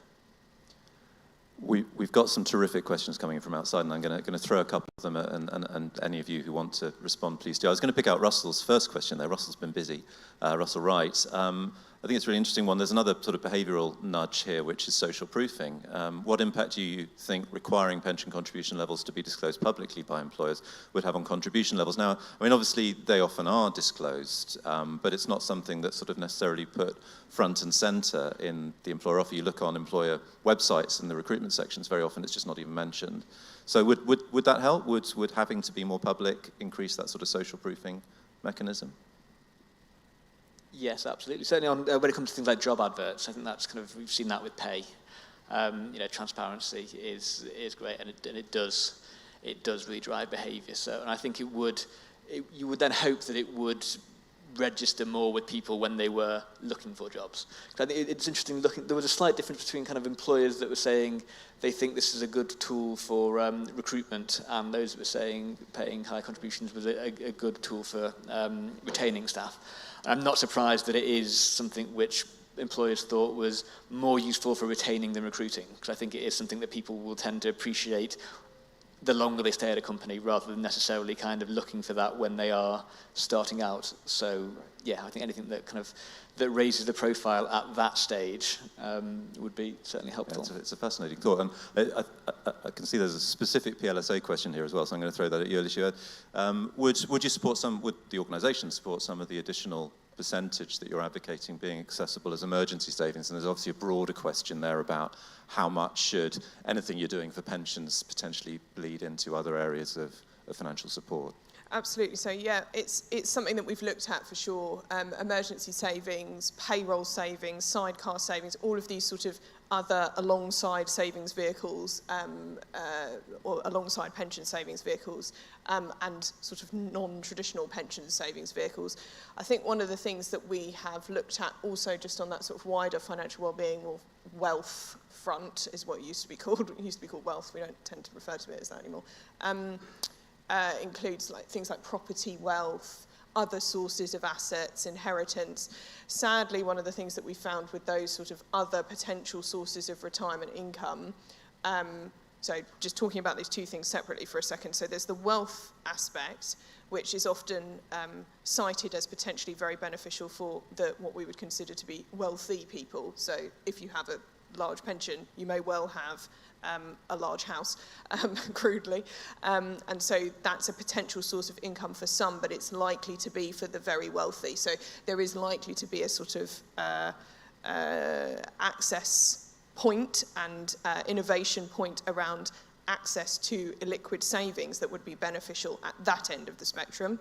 Putting that aside, then there's also the sort of the lower income and or less financially stable cohort, and for that cohort, that's where sidecar, emergency, all of those other sort of sources of potential savings, but that's much more focused not on retirement income but on immediate needs, is also a component that we've looked at. So we're looking at everything. We're not being exclusive about what we think that, you know, the sort of pension solutions of the future should look like. It's likely just that those things will be beneficial, as Nest Insight has found, very beneficial for very different people and used in very different ways. And so I think one of the other things I was just going to mention that I didn't mention about Joe's presentation earlier was the sort of the concept, and I mentioned it too, the concept of the average pensioner or the average saver, and that's really difficult to define. And, you know, we should be really mindful of that when we're looking at framework changes, because sidecar and emergency savings will be fantastically helpful for some people and complete irrelevance for others. And so we must be mindful of that. We're trying to think much more holistically than that. That's really fascinating. That point about personalisation is one we could probably spend a whole panel talking about. I was going to say when I asked that question that the Pensions Minister had advocated for 1% of earnings to go into emergency savings, but as of 8 o'clock this morning, of course, not something I can necessarily say. I'll take another question from the floor, just over here. Hi, I'm John Parker from Reddington. Thanks very much for a really interesting set of presentations. I mean, any discussions around increasing minimum levels of auto-enrolment contributions will at some point need to touch on the subject of pensions tax relief. Now, I'm sure there may not be a desire to get sucked down that particular rabbit hole, but I'd be interested in sort of general views on the extent to which considerations around tax relief structure needs to be changed. Does anyone want to pick up tax relief? I'm looking at you. Shall I give, so that we don't get dragged down the rabbit hole? Last year, we did a massive piece of work on pensions tax relief, which you're probably very familiar with. We see the findings of that. Broadly speaking, it was, we've looked at everything and it's probably as good as it's going to get, which was a sort of interesting, not our expected finding. We genuinely went in with an open mind. We are mindful of that position in light of what we're looking at now, sort of more generally on adequacy, and we have had some very early conversations about the connections between, or if there is a need for changes. Just a sort of side note, but I feel like it's relevant when we're talking about money in. The other big component that we've thought about much more keenly this time around is actually in retirement state benefits and support. I raise it in the context of tax relief because it's another thing that can have a sort of slightly unusual effect at certain income sort of brackets and categories. And I suspect, don't know, prejudging, but I suspect that we might say more about that this time around and this year and talk about that and sort of connecting tax relief as part of the whole package, because that was a component that has become very immediately apparent from some of the research and the modelling that we've done.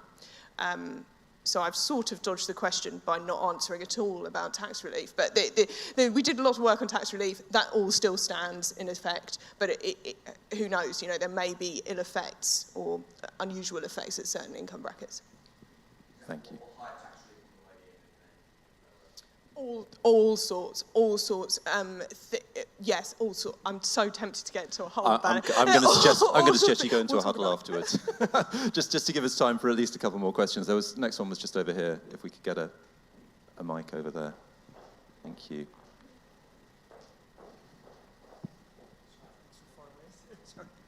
Hi, Mick Mackett here from the Financial Inclusion Centre. My question is really about financial resilience and workplace savings, not automatic enrolment. But by the way, I do think that automatic enrolment has been one of the biggest public policy successes in my lifetime as a campaigner, and I think Nest is one of the best institutional innovations I've seen as well. So I think public policy reform can work if there is momentum behind it. But as I said, my question is really about financial resilience, not just sort of pension planning. And since 2008, we have made no progress in this country in building financial resilience amongst low to medium income households. I mean, seriously, it's been incredibly disappointing. Now, employers can play a big role in helping people build financial resilience through workplace savings. And we've been working in Scotland with 2 major credit unions. And so far, we've persuaded 13 of the biggest employers in Scotland to offer workplace savings to their employees. And that is now covering 100,000 employees. So it can be done. And I know people are thinking about experimenting with sidecar savings. There's going to be pilot studies set up, and the pensions minister, as was, recommended 1% going into that. But all that stuff takes time. But in the meantime, can we not do more to persuade the biggest employers to at least provide access to workplace savings? Because the research we did, supported by the Money and Pensions Service, I think it's one of the most compelling pieces of work we've ever done. It showed that workplace savings makes a significant difference to the financial resilience, particularly of low to medium income workers. So what can we do, guys, to actually get workplace savings at least made accessible to people who really need it? Yeah. Joe, do you want to pick up on what we're seeing? I mean, in terms of how employers are responding. Yeah, thanks, Mick. So I think, we absolutely think that coverage is part of that question. So employees having access to workplace savings gets us part of the way there, but we think that's only part of the way there. So, in trials that you've conducted, in trials that we're currently conducting, we can see that employees want to save, they like the idea of payroll saving, but most of them don't get around to signing up to save. Many of you will be aware that we're currently conducting a trial of an opt-out or auto-save approach to payroll saving with Suez Waste and Recycling and with their credit union Transave UK. And although it's early days, we're seeing really quite meaningful differences in participation in that payroll saving amongst their employees. With really quite sort of impactful outcomes even in the early days for them. So people who have never been savers before becoming savers, people who thought that they couldn't afford to save, saving at least £40 a month.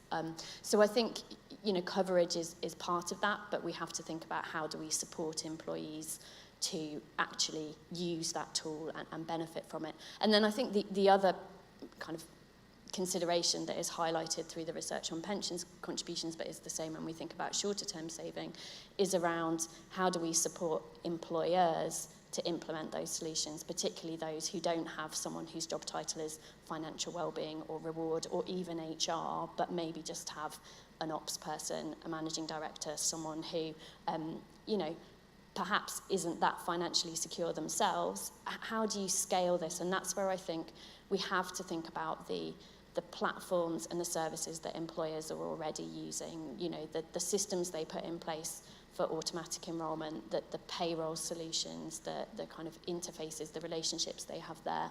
Because otherwise I think, maybe larger employers will roll this out, but we're not reaching the nearly half of UK employees who work for smaller employers.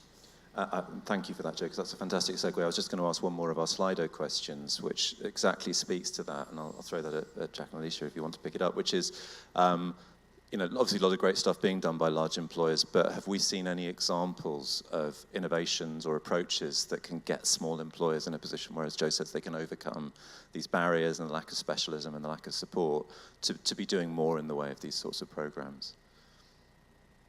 Or not? So I guess so I gave some examples from our pensions quality mark.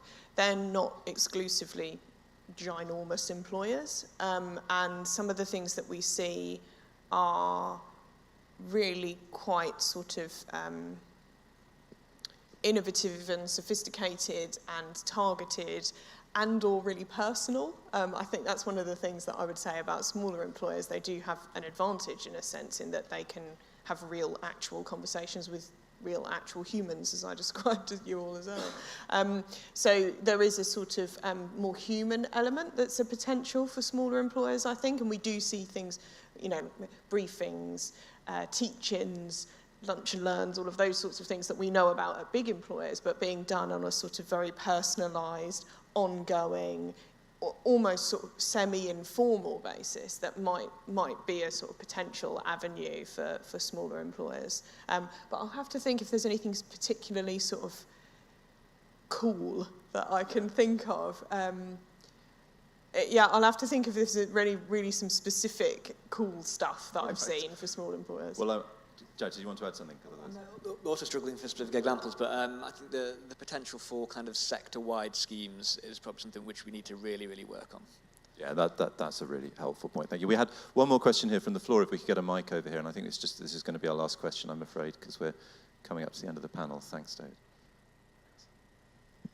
Hi, Brendan Shanks from Husky. When we were kind of researching and developing our software to assist SMEs with implementing salary exchange, what kind of shocked us was we found that payroll systems in almost all cases, and some where they couldn't implement this, or the software doesn't allow, or is extremely difficult for the operative to allow the national insurance saving from the employer be directed to the individual's pension pot. And I was wondering, because it's so obviously Joe's slides, 55% of employers offer a salary exchange arrangement. Do they actually channel their savings to, or is there any data or understanding of those savings going to the employee? And likewise to Joe, in a collective bargaining arrangement, does that come into that at all? Thanks, Brendan. I thought you might pick up on that data point. I think we heard a mixture from employers in terms of, first of all, not all employers were aware of salary sacrifice as an option before we talked to them about it, including in the survey. And I think there are then some decisions, right, about what happens to that national insurance saving. Employers looking at everything from putting all of it into the employee's pension to them keeping their bit and the employee getting their bit, to should we divert some of that saving into a shorter term savings vehicle so that we are, providing an emergency savings pot alongside pension saving. And I think, the systems point is really important there, because employers can only think about those things and make those decisions if first of all they know about them and they're suggested to them, and secondly if they can implement them without, as one employer said, it's $500,000 every time we lift the bonnet on our payroll system. So it feels to me that there is huge potential there, but we need to think really carefully about how do you support that and how do you scale that. And Jack? And the answer is, I'm afraid I don't know. But I would hope so in those few arrangements where you've got an agreement that covers both pay and pensions, but I'm not sure. And I'm not sure seems like a great note to end on. We're actually going to end by asking you all a question which is going to come through Slido, and I'm hoping this is going to come up on screen because I managed to delete it from my iPad. So here we are. That's good news. So this is both for people in the room and out of the room, and you can have a bit of a think about this while you're in the break that I'm about to send you all off on, which is in the context of the current cost of living challenges. Would you rather see employers focusing any additional financial wellbeing budget on supporting long-term financial security, immediate or short-term financial issues, or a combination of the two? So this is basically the question that we asked employers in the survey, how to do that balance given the situation we're in at the moment. So leaving that question with you, I'd just like you to thank, in the usual way, our fantastic panel.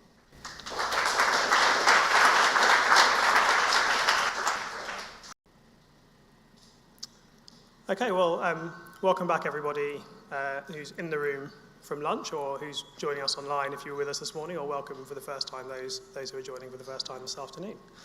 We're now going to head into our second panel. Just a reminder for everybody about our desire to keep this event as interactive as possible. So if you're joining from home for the first time, or if you've just joined in person in the lunch break, you can put your questions to the panel using slido.com and the hashtag NestInsight2022. We'd also love you to join in on social media with the same hashtag, and of course there will also be a roaming mic or roaming mics in the room for those who want to ask questions via that mechanism. Okay, I'm going to move on then to introduce our second panel. So I think Alicia said this morning we don't talk about wealth anymore, we don't use the language of wealth anymore, but this panel is very much about wealth. As I said earlier in my intro, with Nest Insight, we've tried as much as possible to take a broad view of people's financial lives and the challenges that they face, and to see the goal of building financial security in retirement within that broader view. And to date, a lot of our work has therefore been focused either directly on retirement saving issues or increasingly on emergency saving and short-term financial resilience and the link that has to retirement well-being. But to some extent, those can just be seen as kind of bookends in a broader overall picture of financial well-being and of people's capacity to build and maintain wealth, both for specific goals and for the more general benefits that wealth can bring. So we're really excited this year to be doing a piece of horizon scanning work looking at the whole topic of wealth building and financial well-being, and starting to think about the next set of research and innovation challenges in that space that can support broader and expanded access to wealth, supported by our partners BlackRock, to whom we're hugely grateful for their support in that work. We're very much at the start of our thinking on this topic. Indeed, just in the run-up to today, we've been talking a lot about the language, wealth building. What do we mean by wealth? Is wealth the right terminology? What forms of wealth do we think about within that goal of wealth building, and forms of wealth that might be more or less relevant to the low and moderate income target market on whom we're primarily focused? We know from our research elsewhere, for example, our language research in the pension space with Invesco, how important the language of these topics is, and how small changes in language and framing can make a huge difference to how people think about financial topics. So we really don't claim to have got very far on this topic yet. We're still thinking about how we talk about it. I'm sure that how we talk about it will evolve in the months to come from how we talk about it today. We're also conscious that this is somewhat new territory for us, but it's an area that in its different guises is populated by a lot of excellent individuals and organisations already. We're really looking forward to speaking to more and more of those people over time and learning their views on this topic that will help to shape our own views and to understand their perspectives to kind of form how we think about this work. Thankfully, across this huge and complex topic, we are joined today by three such experts who I will now introduce. So Joanna Smith-Romani is the Managing Director at the Aspen Institute Financial Security Programme, who many of you will know are a long-standing research partner and collaborator with Nest Insight. I've got Joe Richardson, who is Research Manager at Living Wage Foundation, and Lindsay Judge, who is Research Director at the Resolution Foundation. And between us, we're going to cover a very broad range of topics related to wealth. But before we do, there may or may not be a Slido question coming. Is there a Slido question coming? Okay, excellent. So here's the question. No, that's the last question. So we'll move on to the next question, which should be, which inequalities or solutions around supporting wealth building for low and moderate income groups do you think require the most research and innovation? Financial resilience and emergency saving, housing wealth, security of work, access to investments and capital markets, retirement wealth, or something else? This is genuine fact-finding for us. We're really interested to hear what you think is important in this space as we start to embark on this work. So try and get your answers in. We'll keep that open in the background. And while you're thinking about that, and in the meantime, I will hand over to Joanna to kick us off.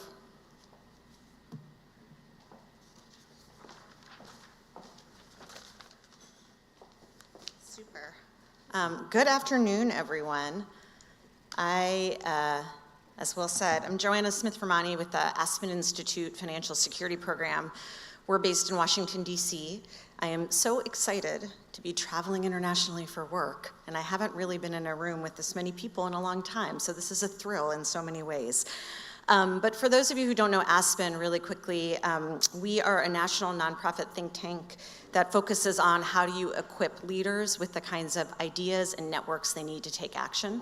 So a little different from normal think tanks, we're not just about what are the right solutions, what's the right perspective, what should you do, but really around how do you convene the set of stakeholders that can do something big about it, and how do we get everyone excited to do that big thing, and willing to put themselves out there to make that happen. So our current area of work, which makes sense for the financial security program, is a new portfolio on the future of wealth. It's so interesting that the term wealth, we've talked a lot about that in the US too. Does it actually have any meaning for low to moderate income households? I'm not really sure, but just so you guys know, when I mean wealth, I mean actual like financial money, the money they need to manage their life, to manage the risk into their life, and to manage the opportunities in their life. So there's all other kinds of ways to measure wealth, but that's really what we're looking at. People need money and wealth to survive and thrive in their lives. When we started this portfolio of work, we do quite a bit of consumer insights work, so working directly with impacted families, low wealth families in the US, to understand what does wealth mean to them, and really wanting to start from the place of what is the real lived experiences of households in the US. In preparing for this with Will and Michelle, I was like, I don't know how much of this is a specific, so specific to the US or feels like it's relevant to you guys, so take it with a grain of salt. My sense from talking to them and talking to my colleagues on this panel and some of the meetings I've had this week is that it's becoming more and more relevant here in ways that maybe aren't great for the UK. I don't think anyone really wants to be like the US in our financial security problems. So maybe this is a forecasting experiment, a bit of a futurist experiment of where you might get to, and please don't get there. But wealth has these 5 really important functions in people's lives. Resilience, we talked about that a little bit earlier today. Investment for mobility, how do you pay for college? How do you take risks for new job opportunities? Intergenerational support, that's a ton of it. I want my kids to have things for their kids to have things for their kids to have things. Mental and physical well-being and quality of life, we actually touched on this in the last session in really important ways.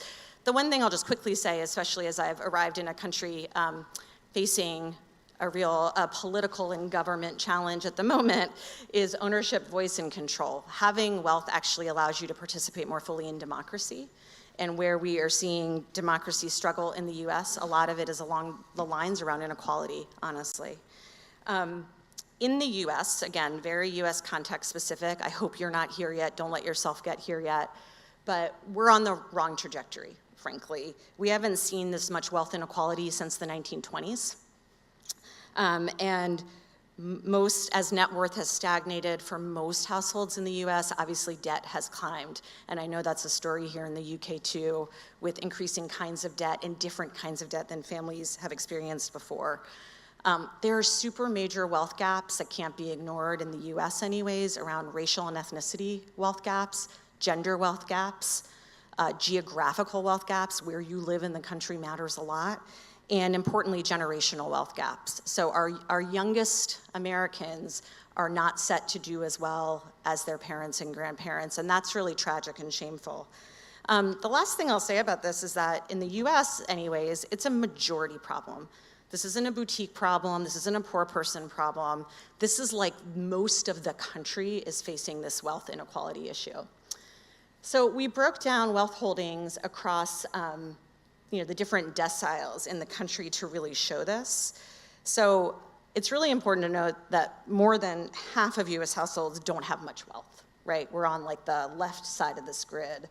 The second decile, for those of you who can't see in the back, I couldn't when I was sitting back there earlier, is around a median of $1,600 in wealth. In the US, that's like not even an emergency, right? That barely gets you through one financial emergency.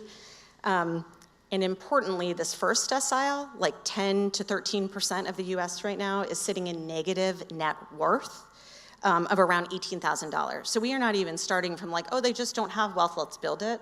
We are like way back in the $20,000 of debt that we have to start from to get these families any kind of wealth. Half of those households are 35 and above. This isn't just a young person's problem where you think when you're young, you start with some debt, but then, the financial life cycle brings you out of it. That is actually not the case. It's for younger folks driven by student loan debt, which I know is an emerging problem in the UK, if not already a problem. And it's disproportionately Black households. So there's a huge racial element to who's experiencing negative net worth. This is kind of a fun slide because it just sort of shows what's in everyone's bucket, if you remember the slide before. The quick things I'll say is that the typical household only has 3 kinds of assets: transaction accounts, vehicles, and homes. 2 of those things require debt to get, right? You borrow for a car, you borrow for a home. One of those things is depreciating the car. So these aren't really the most valuable assets from the get-go, right? They require a lot of time and investment to mean anything. And where you really only see meaningful wealth appear in the US is around the 6th, 7th, and 8th, where retirement sits.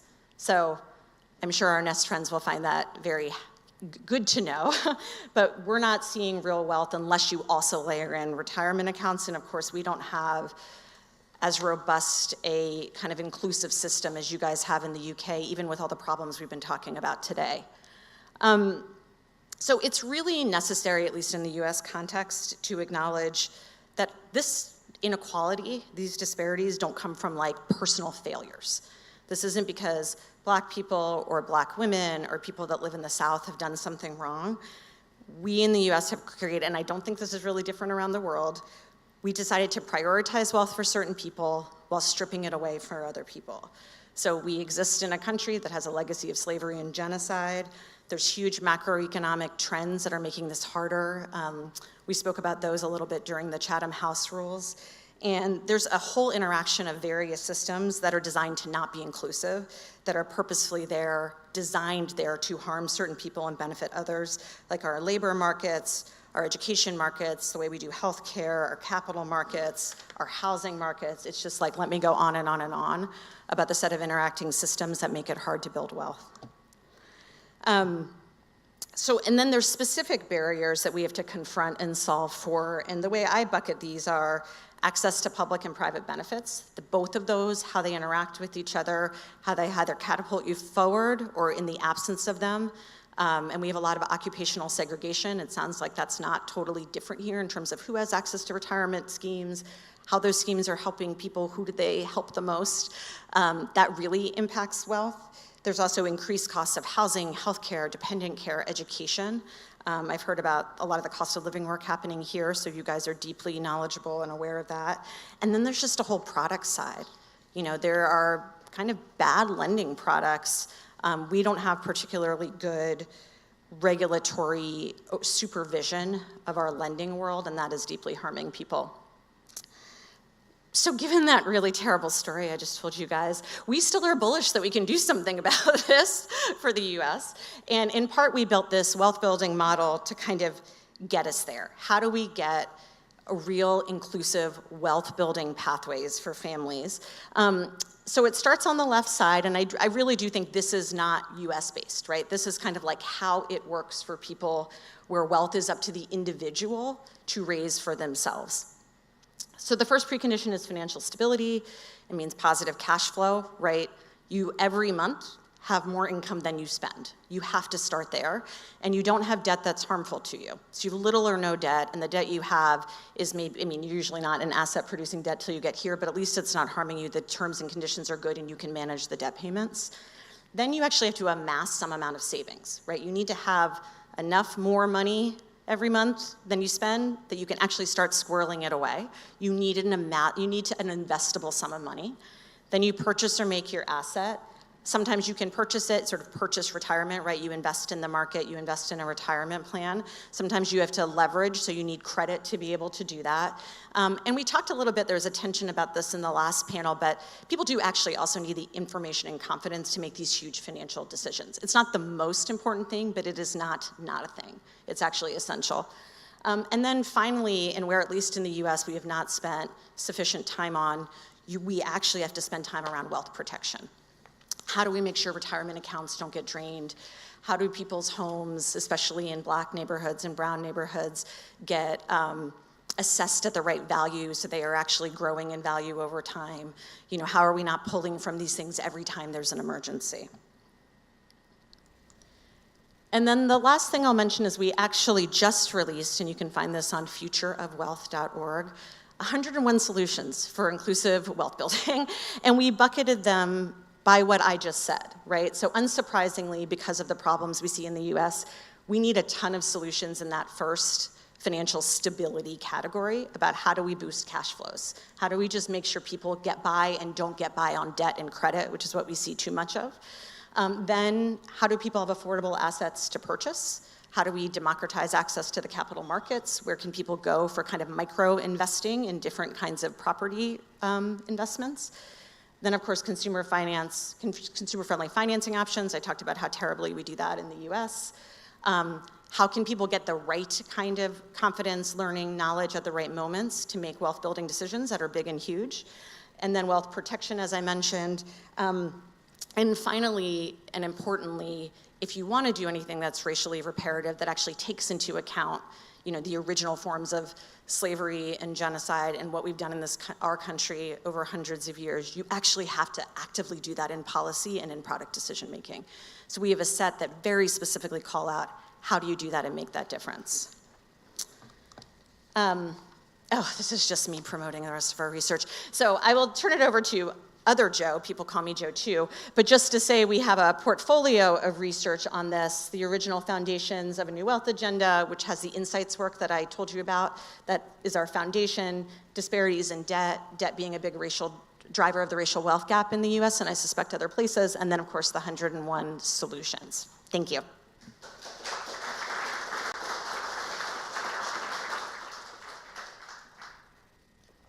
Thanks so much, Jonah. What a great way to start the panel. So yeah, as it says up there, my name is Joe. I'm the research manager at the Living Wage Foundation. So I want to build on Joanna's presentation by looking at kind of the wealth model that she outlined and by explaining how the particular kind of group of workers that we tend to work with at the Living Wage Foundation fall into that precondition area and are often restricted as a result of the way that they are paid and the way their hours are organized from actually getting to any level of wealth building. So before I go into any level of thematic discussion, I just want to clarify what the living wage actually is. So the living wage is, as you can see from my wonderful infographic, it's £9.90 in the UK, that's outside London, and £11.05p in London to reflect the higher living costs in the capital. Now, this is just a little bit of an explainer on how our rate differs from the national living wage, which is effectively a government's rebranded minimum wage. So our rate is independently calculated by the Resolution Foundation and a group of economists, and it's actually rooted in living costs, i.e. if you earn this rate and you work full-time, you'll be able to have enough money to live. And that includes things like housing costs, things like travel costs, things like having a savings buffer, all of those things. Obviously, there's a regional variance in that because there's so much higher living costs in the capital, which means that you obviously need the higher rate. Now, the actual government national living wage is anything to do with living costs, really. It's more of a rebranded wage floor. And as I say, yeah, it's not due to keep up with living costs, more about median earnings. So yeah, just a point of clarification there. And when I talk about people that are paid less than the real living wage, I am talking about the £9.90 across the UK and £11.05p in London.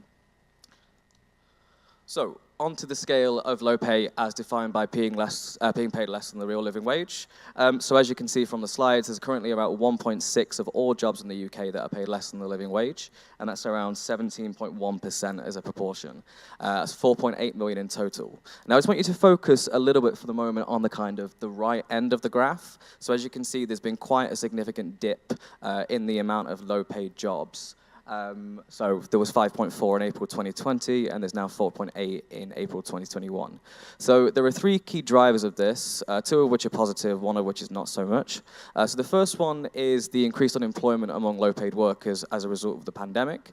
So for example, I know that unemployment has largely remained stagnant, and people think it's the dog that hasn't barked so far through the pandemic, but nevertheless, there was early evidence that at least in the offset of the pandemic, that low-paid workers are more likely to fall out of work altogether. And as a result, they were no longer in the labour market data, and therefore the amount of low-paid jobs went down.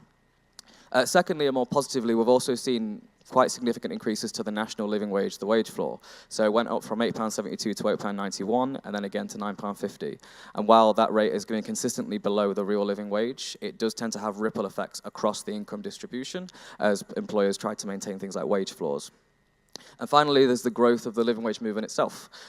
So we've seen record accreditations since the pandemic, and we've also seen record level of uplifts, and that started to resemble out in the data, which is really positive.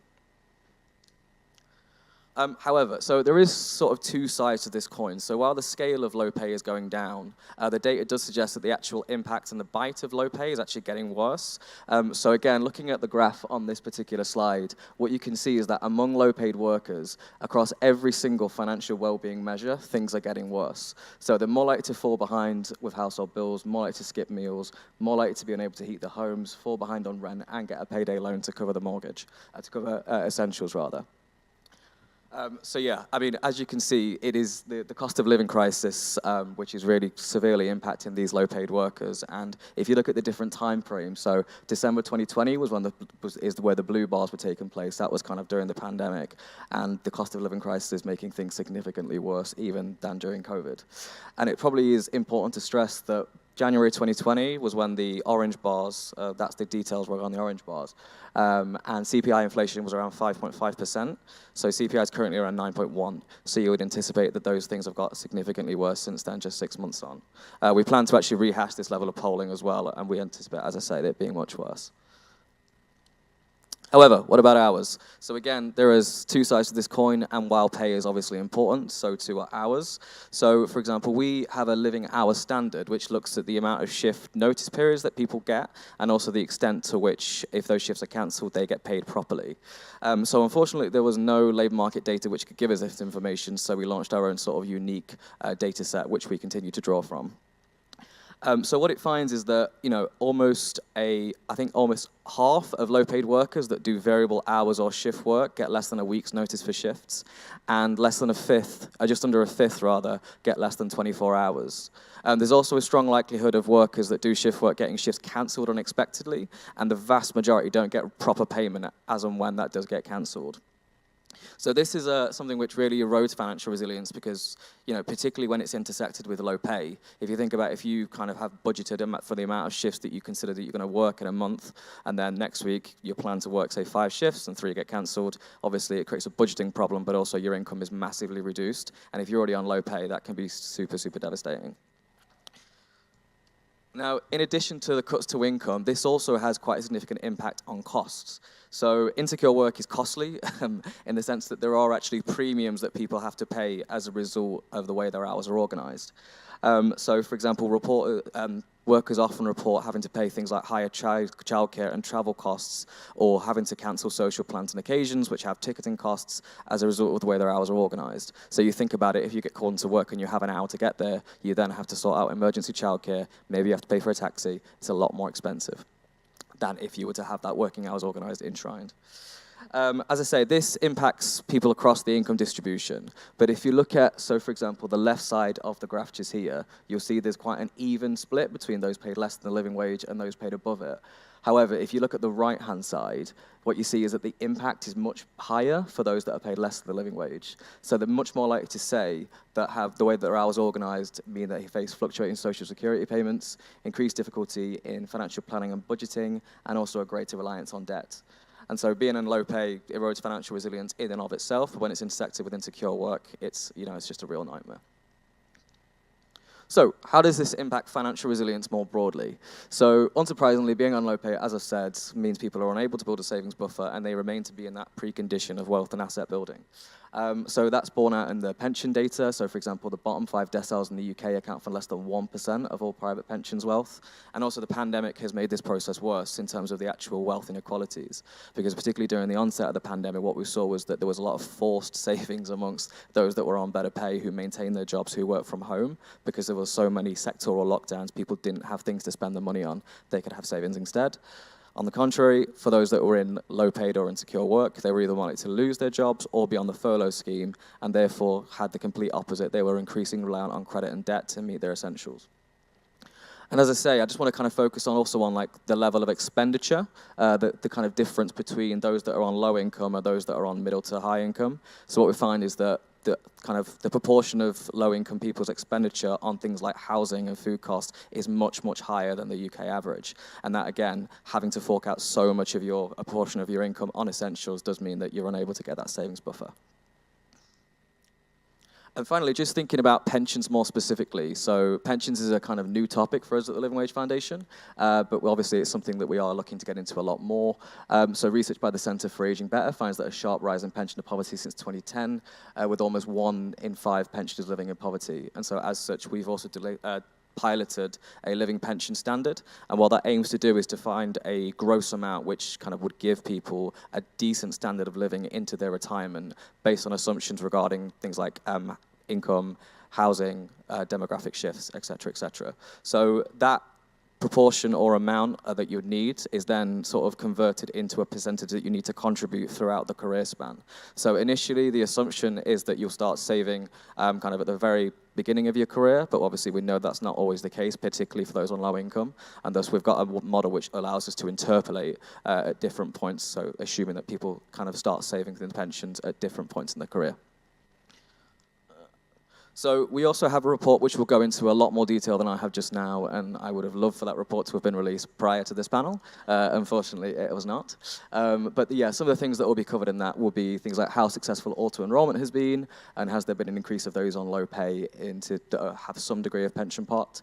Also, whether the auto-enrollment threshold of 8% is sufficient to meet the living pensions benchmark, what proportion of the UK workforce is currently on track to have a living pension, and also are there particular subsections of the population which are less likely to have that. So, for example, those that are more inclined to be in low pay, like women, people of colour, disabled workers, et cetera, et cetera. So hopefully that's given plenty for the panel to discuss later on. I will then hand over to Lindsay, and thanks ever so much.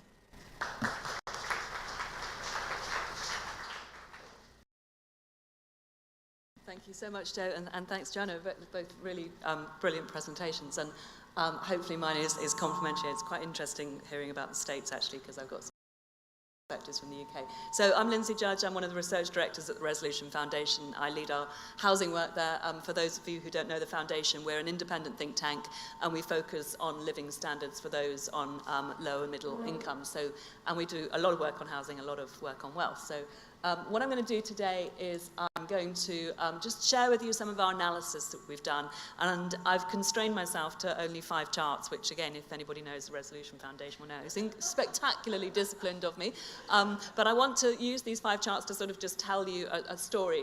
And I think the first thing to say is that we talk a lot more about wealth and wealth inequalities today than we did even, I think, 5 years ago when I first started at the foundation, and certainly at the beginning of my career. It's become much more pertinent. People are much more aware of the importance for families for all the reasons that Joanna talked about. And we just, and of course there's, great kind of thinkers like Thomas Piketty who've really brought it to the fore. And I think there's this great sort of belief that wealth inequality has deteriorated over time. But actually, that isn't true. So I want to start with a very, very long view. So this chart goes right the way back to the 19th century, unbelievably. We never get data that goes back that far, so we're delighted by this. And this is showing you the share of net household wealth, so all household wealth, financial, pensions, housing, etc., that's held by the richest 1% and the richest 10% in the UK, Great Britain over time. And as you can see, the trajectory is kind of like downward, and very seriously downward. Now, that's not to say, of course, that the levels aren't still really quite shocking. So if you think that the top 10% are owning 50% of the wealth, the total wealth that's held in the UK today, that's pretty outrageous. And of course, when we look at the 1%, you see that they're owning 20% of the wealth. But overall, the kind of the story, the long-term story, is one of a broader sharing of wealth in the UK. And the number one reason for that is the sharing out of housing wealth. So what we see over time is a democratization of home ownership. And my second chart speaks to that. So This is I really love this chart actually, but it's a little bit tricky to explain, so let me be really kind of precise about what it's showing. So what it's showing you is where within the income distribution of each year sat the typical first-time buyer family. So it tells you something about how rich or how poor they were relative to other families from 1974 through to 2019. And you kind of probably don't need me to interpret this chart for you, but obviously what it's showing is that at the beginning of the period, the typical first-time buyer family was around about the 48th percentile in terms of the income distribution of their age cohort, I should say. And over time, that comes down. So in other words, home ownership became more and more accessible to those lower down the income distribution. So by the time we get to the mid-1990s, the typical first-time buyer was around about the 37th, 38th percentile. And then the trend reverses, and you get this kind of much more kind of, gradually home ownership becomes a much more kind of exclusive preserve once again. So we've gone through this kind of, again, long-term trajectory in terms of home ownership. And of course, the big question is, well, why have we? And you probably don't even need me to explain to you why, which is fundamentally what we saw over this period of time was rising incomes in that earlier period, especially relative to house prices. And we also saw liberalization of credit, which was really important because, as Joanna said, obviously there's, in terms of getting housing wealth, you take on debt in order to achieve that for the vast majority of people. I should also say there's a really, really, really big policy effect, and that is called right to buy. So what we saw in this middle period is fundamentally the government, of course, highly subsidizing a large number of people moving to home ownership, a one-off effect. And then we see a change in that trajectory. So in particular, we saw the separation of house prices from earnings. House prices began to run away much faster than earnings. And then coming out of the financial crisis, there was a kind of double whammy, which is we saw a restriction of credit, in particular for first-time buyers, as the macroprudential rules were tightened up. I mean, obviously, rightly so as a rule. So we see this kind of long-term trajectory, which I think is really interesting and sort of begs some really interesting questions for the future. I want to just think about the sort of the house price issue, and I want to do it through this slightly complicated chart, so I'm going to be really careful and slow about explaining what this is showing. So this is from a project we did which was really fascinating, where it was sort of basically a thought experiment. So we said, let's take the typical first-time buyer in each year from 1974 till 2019. And let's think through what their housing wealth would look like at the end of their first mortgage. So we imagined they stayed in that home and we ran them forward and we thought, what does it look like in terms of having, paid off the interest? What does it look like in terms of having got tax breaks for interest in this early period? And what does it look like in terms of their house price appreciation? So what we've done here is we've just aggregated them up into our generational bars to kind of like tell the story in a slightly more interesting way. And the first thing to sort of focus on is the solid bar. So the solid bar is what we call active wealth accumulation. And that is basically the money you have put into your house in the first place in terms of your deposit, and the money you then pay back on your mortgage, minus the interest you pay on it. And you can see that, in a sense, you kind of think, well, millennials, well, they're kind of really lucky because, if you get onto the home ownership ladder, you're looking at a very significant accumulation of wealth over the term of your first mortgage. The second thing to look at, which is where sort of millennials are less lucky, is the shaded part of the bar, the hatched part of the bar at the top. And what that shows you is what we call the passive wealth accumulation, which is essentially the wealth that you accumulate on your house by the end of your first mortgage term by virtue of house prices outpacing earnings. And there you can see that the kind of generational gift was fundamentally to the baby boomers and to the first birth cohort in Generation X. And you can see that passive accumulation is really significant. I mean, in some cases, it's more than half of the housing wealth you end up with. But this speaks to all kinds of dynamics in the housing wealth arena. I mean, it speaks to the fact that as house prices have got higher in terms of relationship to earnings, the gains are very significant, but the costs of being on the outside are kind of, well, let me put it another way. The costs of getting into that club have become much more challenging. And it also shows that over periods of time, some generations luck out in terms of whether they are holding housing wealth at periods of time when house prices are escalating very significantly. And of course, a really big question about whether the kind of trajectories we've seen on house prices are something that we would see into the future. So the kind of power that housing wealth has, which is demonstrated by the chart, which was driving that decline in wealth inequality overall over a period of time, is quite extreme. But of course, I mean, again, sort of moving on from this point that as house prices separated out from earnings, getting into the club became more and more challenging. And my fourth chart speaks to this, which is, I really like this chart again, because we often put up charts of home ownership rates, and they're often a bit boring, but this one sort of really speaks to people, I think, which is, this is showing you the home ownership rates. Again, we're only looking at the younger age cohort here, but it would look pretty much the same, albeit slightly different levels if we looked at total population. And this is broken out by occupational classes, so it speaks a lot to what you were just talking about, Joe. And you can see that for every occupational class, there has been a decline, a sort of structural decline in home ownership. But you don't need me to really interpret this for you, which is for managers and senior officials, for the most highest level professional grades, that has been quite muted. It's actually happened largely after the financial crisis, so it's largely a function of credit availability. And we've also seen a pickup in home ownership rates for this young cohort, and that is again largely driven by those in the highest occupational classes. Whereas for those in lower occupational classes, there has been this kind of falling away of youth home ownership and ability to access home ownership, and hence ability to build up housing wealth, which is really quite extreme, and as you can see is not yet in anything like recovery.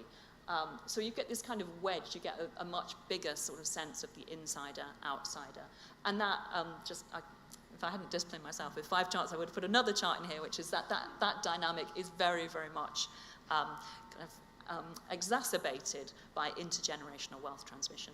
So in particular, we've always known that it's easier to get on the housing ladder if your parents can help you. That's been true across time.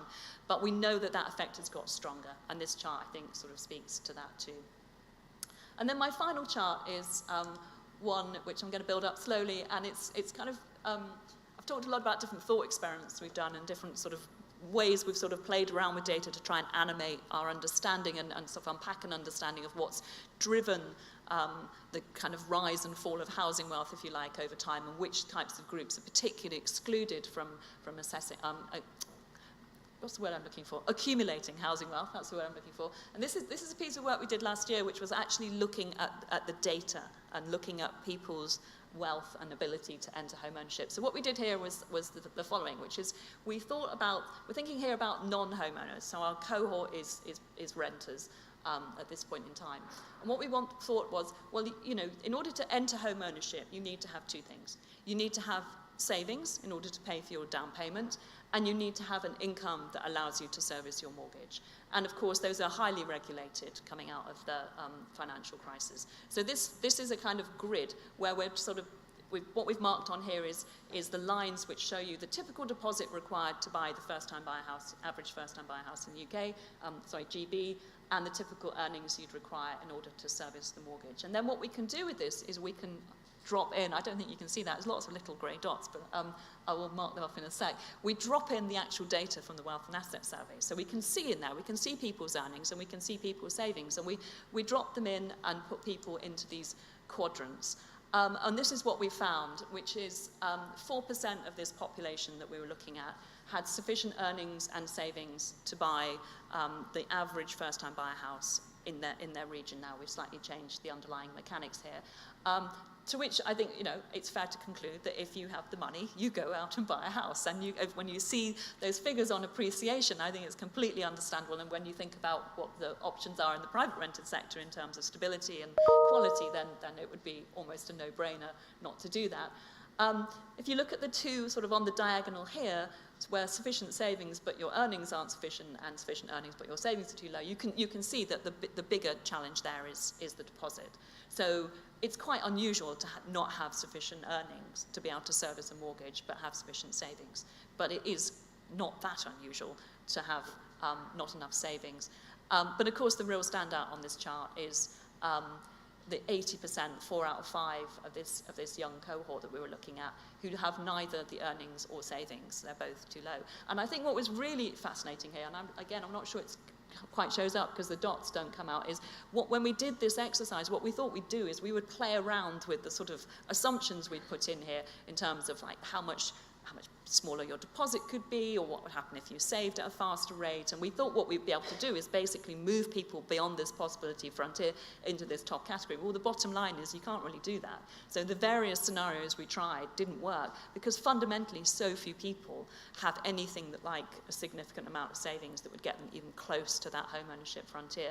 So kind of to sort of summarize, I mean, I think what a kind of long-term look tells us is housing wealth is incredibly important. I mean, homes are, of course, important for a whole set of reasons, but they've been so important historically in terms of building up and accumulating wealth, both actively, but importantly, passively as well. But the challenges for young people today, and particularly for those on low middle incomes, are very, very significant. Thank you.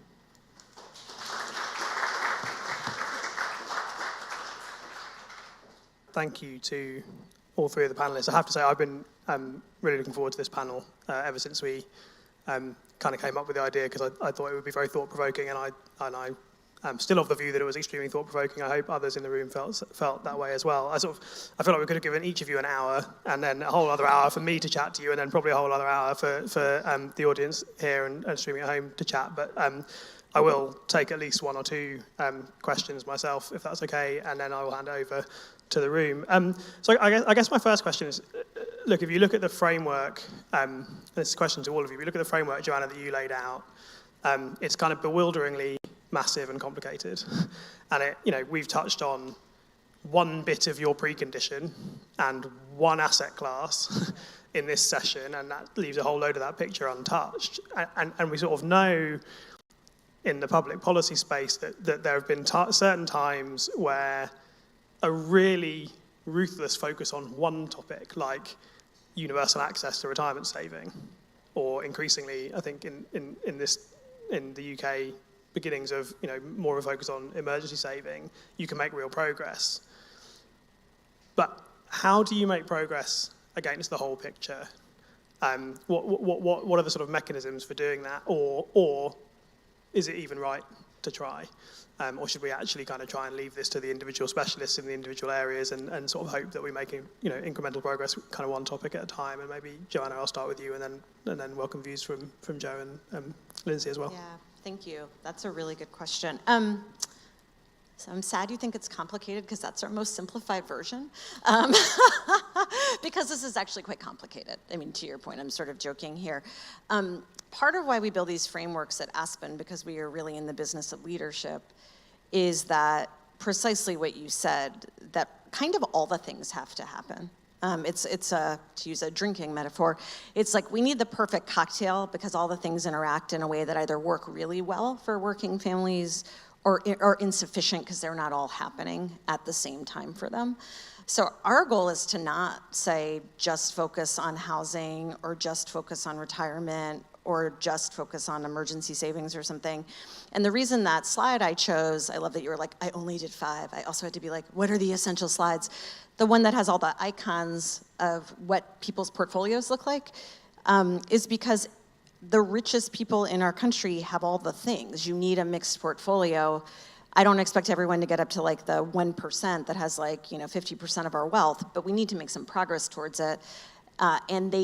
And we know that works in the US. So we actually do need leaders in all of those sectors to say, I get the interactions matter. I am a leader in the retirement space.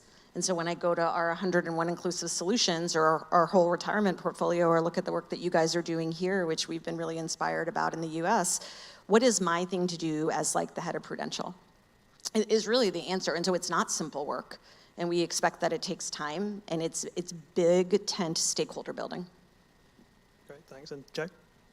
Yeah, I mean, if you're looking at a systematic way of kind of pulling people into a point at which they can start making savings or making assets, I think you have to look at the labor market and kind of particularly the bottom end. So as I showed on my slides, I mean, there are some people that are in work, and having a savings buffer is a pipe dream, because they're still cutting back on essentials, they're still kind of foregoing things like food and all kind of catastrophic things.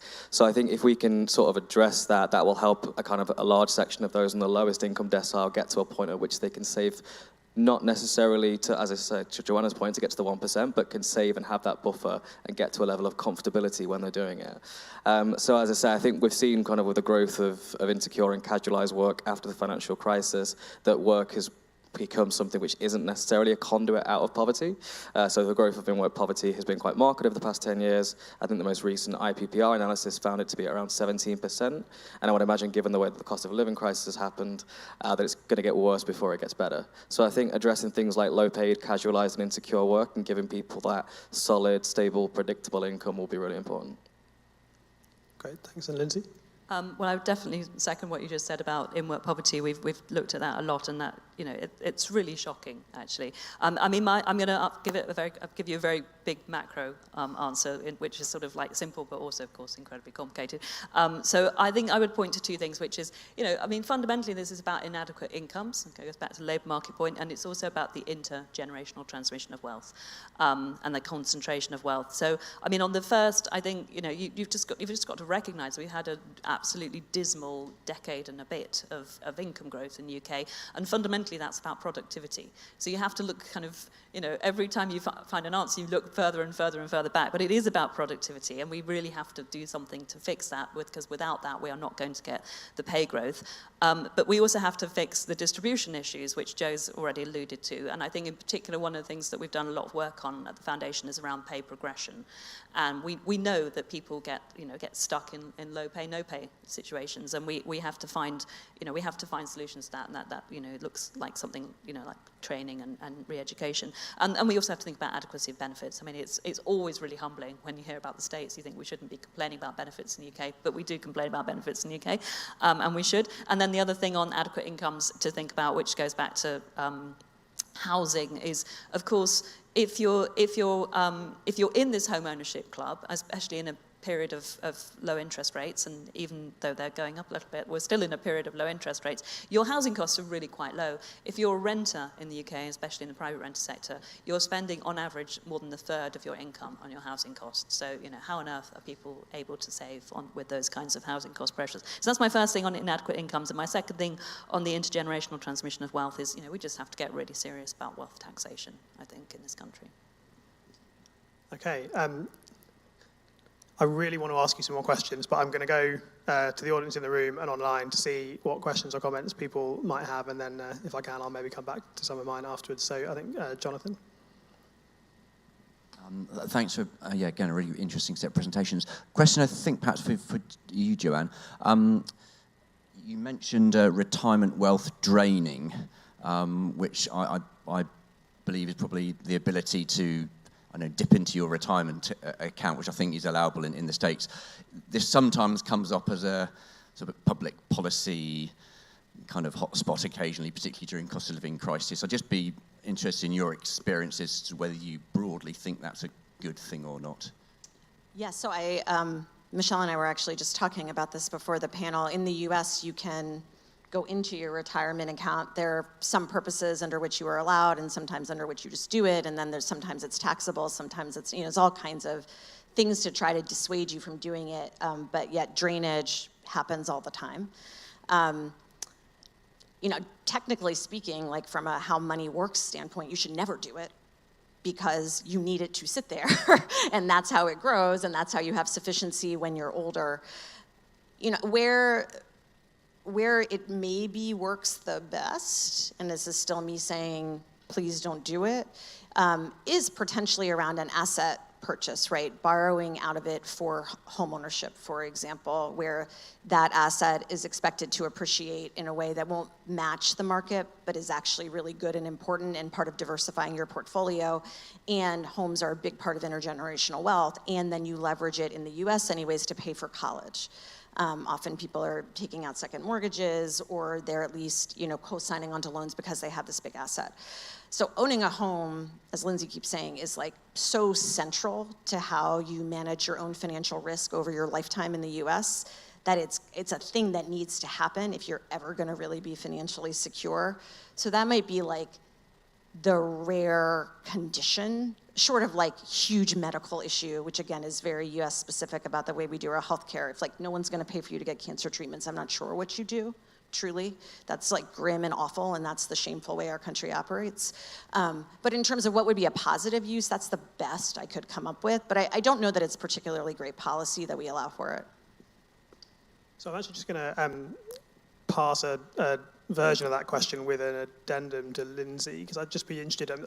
This came up in an event last week where the Association of British Insurers were talking about some future policy questions, and one of the people presenting there was talking about, should we actually be helping people to sequence saving for a home and then saving for retirement, even though kind of that's counterintuitive to people on the retirement side who think of investing money early as the most powerful way to invest money. But so I'd be really interested in your views on, in some way, shape or form, tapping into the progress we've made on creating a retirement savings habit to address the home ownership issue. And within that, maybe any thoughts you have on demand side versus supply side interventions on the housing front, because clearly that would be a demand stimulation intervention, and just welcome your views on that. That's like 3 questions in one, isn't it? On the housing wealth versus pensions wealth, I mean, as Joanna said, obviously the value of your pension is very contingent on how long it's been sitting there and accumulating, and you can understand why people might think that housing first is a good strategy. I think it probably is a good strategy in the sense that if you could project forward house prices. So do we think house prices are going to continue to run away from earnings? Well, there has to come a point when they don't any longer. And if you look at Office of Budget Responsibility projections on the economy, they consistently expect house prices to start to return to form and just follow earnings. So, the gains that we've seen and that I showed in the charts are not for surefire. And I think that people often make a lot of housing decisions, and perhaps possibly bad housing decisions, on the assumption that they will always look like that. When we look at the data, housing wealth and pensions wealth is highly correlated. So in other words, people who've got quite a lot of housing wealth tend to have quite a lot of pensions wealth. And so it does seem to suggest that they're not sort of substitutable fundamentally. And I think if I remember my behavioral economics well, that's definitely what's been shown from studies in the States. It's if you can get people, auto-enrollment is such an amazing policy intervention because it has tackled so much of the inadequacy that we knew and still would exist within pension system for different cohorts. But it doesn't appear to have affected people's ability to buy homes. Well, at the margin, but fundamentally, that substitutability isn't a really big thing. Do you want me to take the issue of housing demand versus supply? Yeah. That's a really challenging one. Fundamentally, in order for those charts again that I showed you to change, the relationship between house prices and earnings has got to change. And some of that will be earnings growth and productivity, as I've just talked about, and some of it will be about housing costs kind of recalibrating. And in order to do that, some people will say, build your way out of the crisis. Well, building has got to be part of it. Supply has got to be part of it. But Kate Barker showed in her review in 2004, so a long time ago now, that in order to get out of a crisis by building, you have to build absolutely huge amounts of units, and we are not going to get there. Fundamentally, we're not. So you have to recognize that there needs to be other interventions, and I think you have to look at ways of damping down demand for housing. And again, the place you look to that is to taxation. We tax housing wealth really badly in the UK, where our council tax is incredibly regressive and incredibly out of date, and we don't tax. We don't have capital gains tax on main residences. But I just showed you what those capital gains look like. That is there for the taking fundamentally. Yeah, and of course the challenge of projecting forward the value of housing as an asset is also true of projecting forward the value of other asset classes in the wealth building space, right? Capital markets, for example, being a kind of really good case in point. Okay, so back to the room or to the audience online. I think we've got 2 questions on the table at the front. So lady behind first, and then Pete second. Hi, my name is Anna Mowbray. I'm Research and Policy Officer at Community Union. I wanted to ask, so Joe, you spoke about your retirement living standards, and you suggested that you'll be including whether or not people are homeowners or not as part of that. And I think given that what Lindsay's pointed out about the fact that renting is significantly more expensive than paying a mortgage, and obviously if you've got a paid off mortgage, even less. And I just wondered what your guys' thoughts were on the implications for poverty and retirement of obviously the increasing unaffordability of housing. Yeah, well, that's sort of factored into the calculation in that, you know, the assumption with the living pensions threshold is no longer that, you know, every pensioner will automatically own a home into their retirement, just because, as you say, that lack of access to the housing market and that increasing unaffordability, particularly of people that, you know, are on low incomes, is no longer a given. And even if housing prices do return to form, as you say, it's still no guarantee. So that's definitely factored in. Sorry, what was the second part of your question? Sorry, I've completely forgotten. So about poverty in retirement based on whether someone is a homeowner or not, and what that looks like. Yeah, I mean, well, absolutely, you would anticipate there being a large gulf between those that are homeowners and those that aren't, just because, as I say, the resale value of a house is absolutely astronomical compared to the actual cost that you're going to get if you're going to rent it, or if you're going to be renting, rather. And also, I think that if you look at the decade of real wage growth, or lack of real wage growth, I think if today's wage crisis, tomorrow's pension crisis, right? Because you can only have enough of your pension in, you know, that's factored into your wage, sort of thing. So absolutely, I think you may see increasing gulfs between mortgage owners and non-mortgage owners, yes, but also those that were on high incomes throughout their career and those that weren't. Yeah, please. Just really quickly, I mean, is this working? It is. I mean, the question about housing costs in retirement is a really interesting one. And we've done some really interesting work where we've taken where we are on home ownership and rolled it forward and thought about, you know, what would those housing costs look like for the young people today if they never got on the housing ladder, and it's, you know, it's staggering. But a really important point is the state picks up a huge amount of that because pensioners would get housing benefit. So in a sense, it's more of a problem for the state than it is for those individuals. I think the biggest question really, if you're still renting in retirement, is security, and that is a real problem. Yeah, and of course we know that historically a lot of the ways of measuring retirement income adequacy sort of assume away housing, right? So the Pensions Commission did it. They said, well, we'll just assume people have kind of owned their houses outright by the time they retire. And I think the early versions of the retirement income standard work that the PLSA have done as well, although I know they're now sort of starting to build in housing costs. I think it's sort of interesting to see how much we simply assume, probably because of the peak of home ownership that you showed on your chart, that we can sort of somehow assume that most people won't be renting in retirement, therefore we don't have to factor into the design of the retirement system, whereas maybe that's rather less true these days. Pete?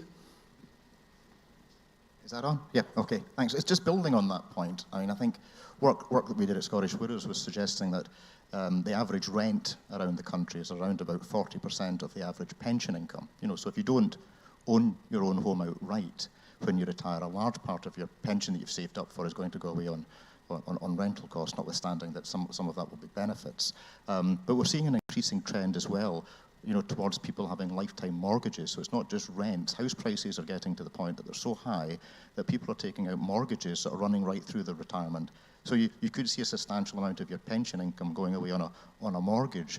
And do we need to be engaging people more earlier in their working lives to be getting them to think about, am I going to target having no substantial housing costs by about the age of 60 and 65? And that might affect how much you pay for a house.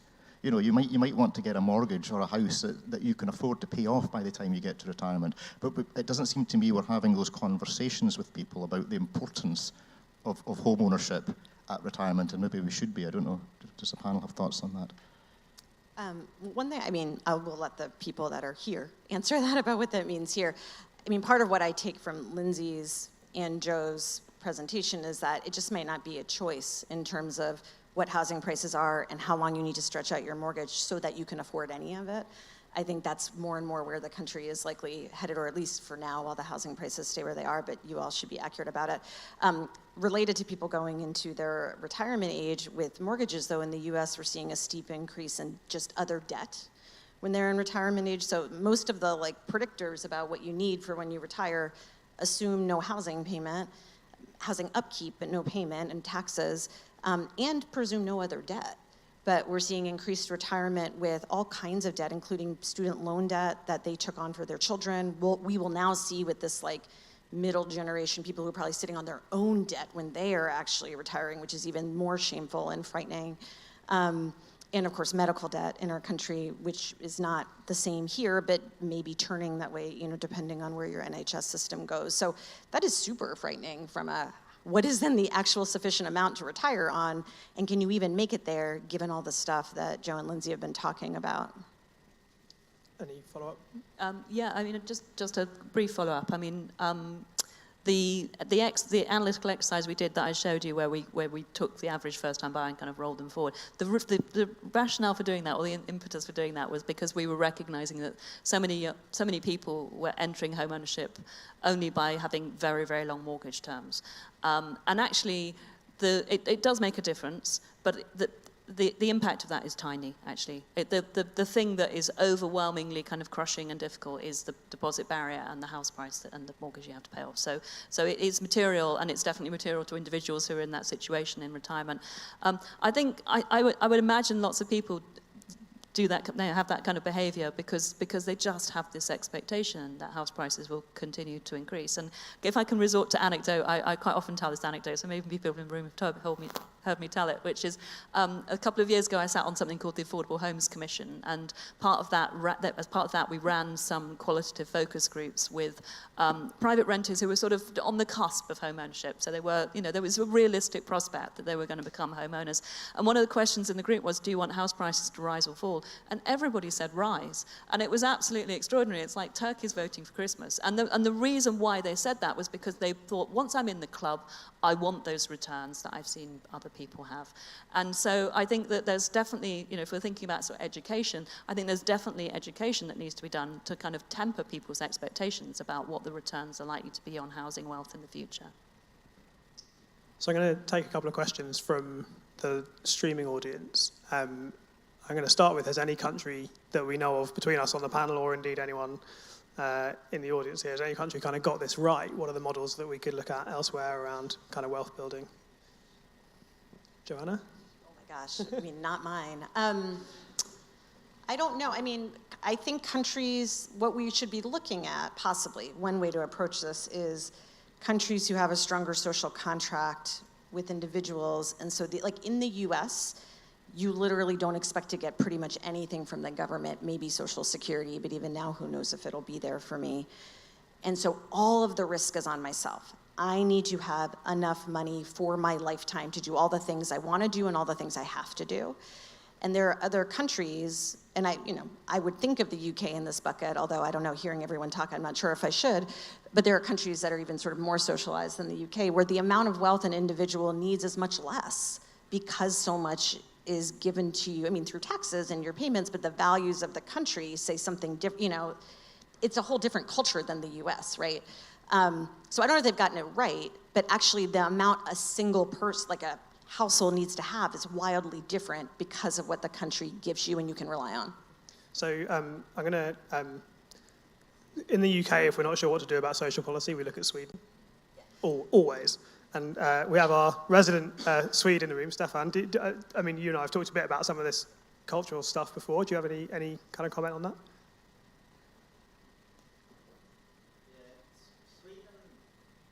Sweden and Denmark and Netherlands have probably the highest taxes in the world. They also have the happiest people in the world. And I think doing things collectively as a society, as a country, it allows you to solve some of the problems, particularly healthcare at older age. You cannot self-insure that. It's very good to insure it across the broadest population you have, that's your country. So I think there are a couple of things you can do quite cleverly. You don't have to be a socialist.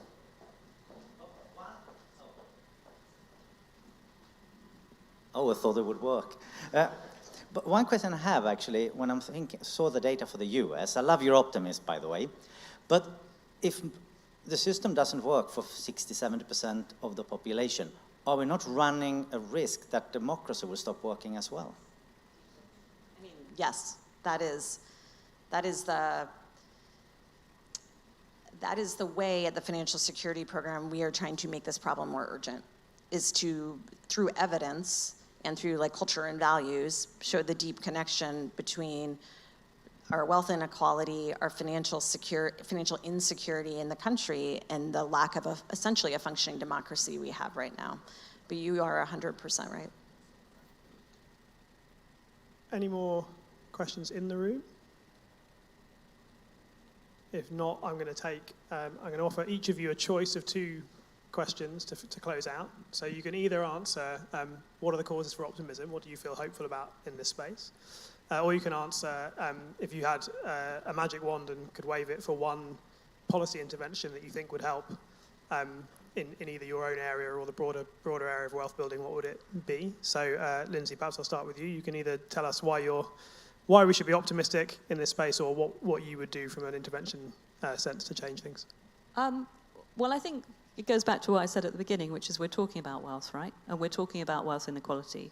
And we recognize all those things that you had on your slide, Joanna, about, which isn't just about, it's not about money, it's about security and well-being and democracy and all of, this is a really important topic. So I just think the fact that it's very high up the agenda is something to be really hopeful for, and we're just much more alert to it than we were in the past.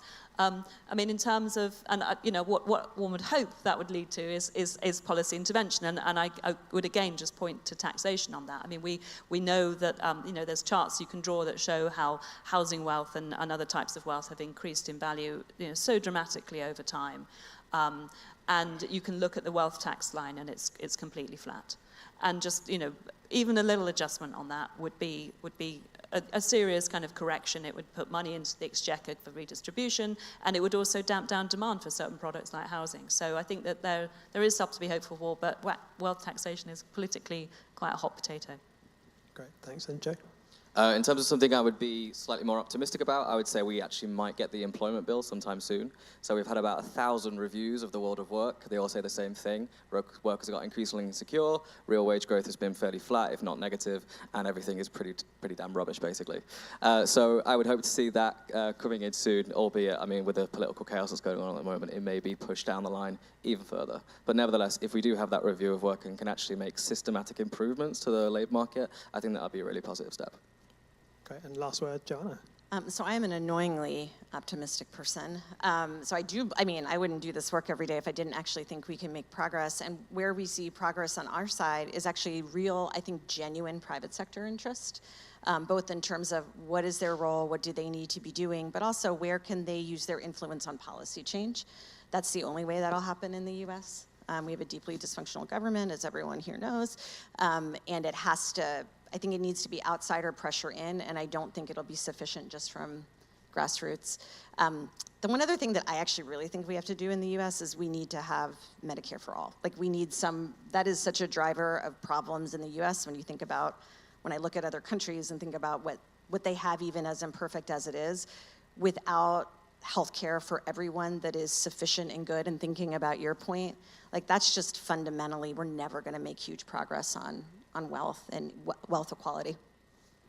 Great. Look, thank you to the panel. That's been unbelievably interesting. And so please, if we could all just thank the panel.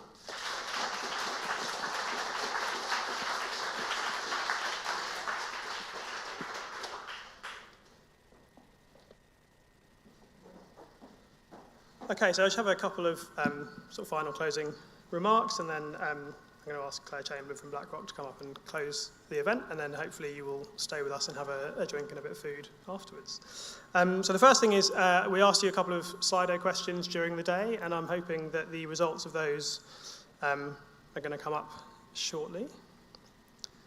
So in the context of the current cost of living challenges, would you rather see employers focusing any additional financial wellbeing budget on supporting longer-term financial security, immediate and short-term issues, or a combination of the two? Well, lesson for us here, never give people three options with one that's obviously in the middle. Bad behavioural economics on our part, but perhaps not surprisingly, generally a view that there's scope for a combination of both things. The second question. Okay, so which inequalities or solutions around supporting wealth building for low and moderate income groups do you think require the most research and innovation? So we're seeing financial resilience and emergency saving and housing wealth as the top two there, and security of work as well. So, and I would suspect that retirement wealth is low on the list, in spite of this being a largely retirement sort of policy-focused audience, in part because it's an area that we all feel we've made real progress on, and so we can perhaps sort of think about some of these issues now increasingly alongside or ahead of retirement directly. But I think that's a really interesting finding. So, look, we asked these questions in the room for two reasons, right? One is because it's good to have a bit of interactivity in the room. It's interesting to hear kind of how people are reacting to the topics that we're talking about. But the other is that we, Nest Insight, are kind of always thinking about our future work program and where do we want to direct our attention. You know, we are trying to populate these debates with evidence. We're trying to do that with high quality research, and it's really helpful to us to hear from people what are the research topics and the priorities and the areas of focus that they are most interested in. So we're going to take these away and think about them in that context. And on that note, we've got a third question, which I'm just going to ask to go up on the screen now, which is an open question. What research would you like to see Nest Insight undertake around financial security in the future? So if you get a chance, you don't have to do it right now, but if you get a chance, that question is going to be live on Slido for a little bit.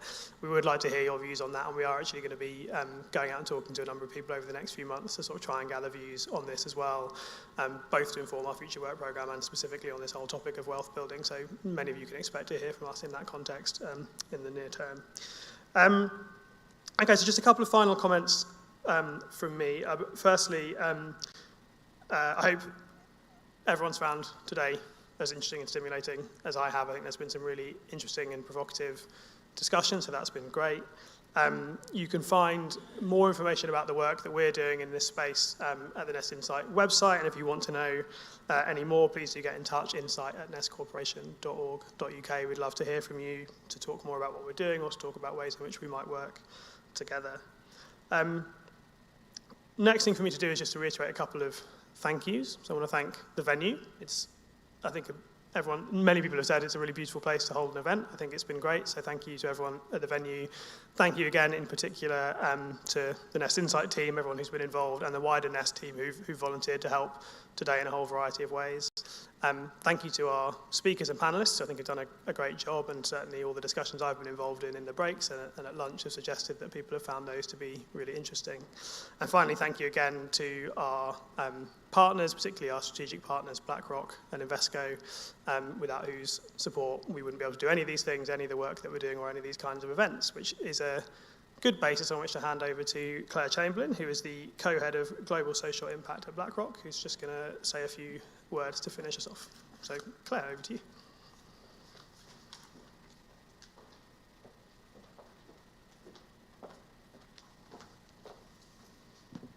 Well done. That's been a terrific day. I was only able to join sort of right before lunchtime. Gemma Gooch, who I co-head Social Impact at BlackRock with, is based in London. I'm based in New York. Gemma was here for the morning session, and I know she found it to be particularly interesting.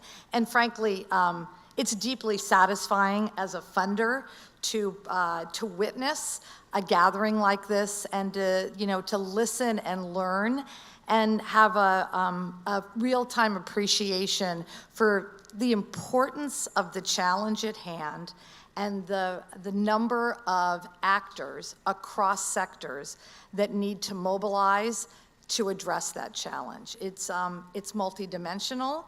It's long duration. The facets of it change with time, as the pandemic, by example, has demonstrated recently.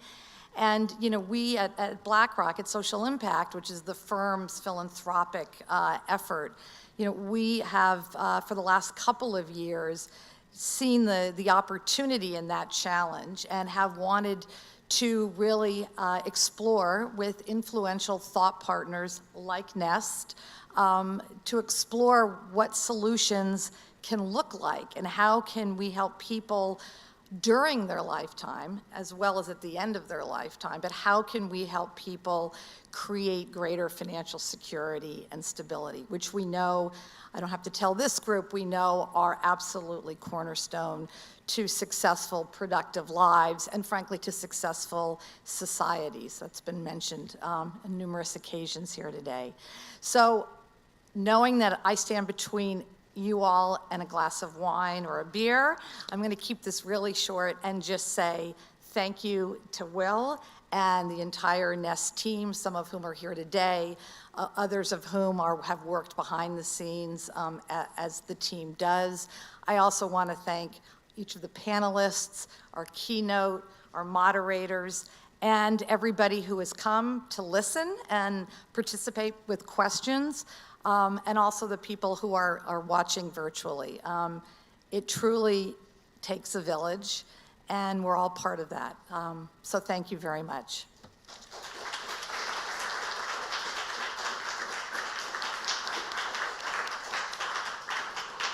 Okay, that's it. So there should be drinks and nibbles back in the refreshment room. I hope some of you will stay and take the opportunity to chat a bit more about what we've talked about today and have a drink with us. Thanks very much.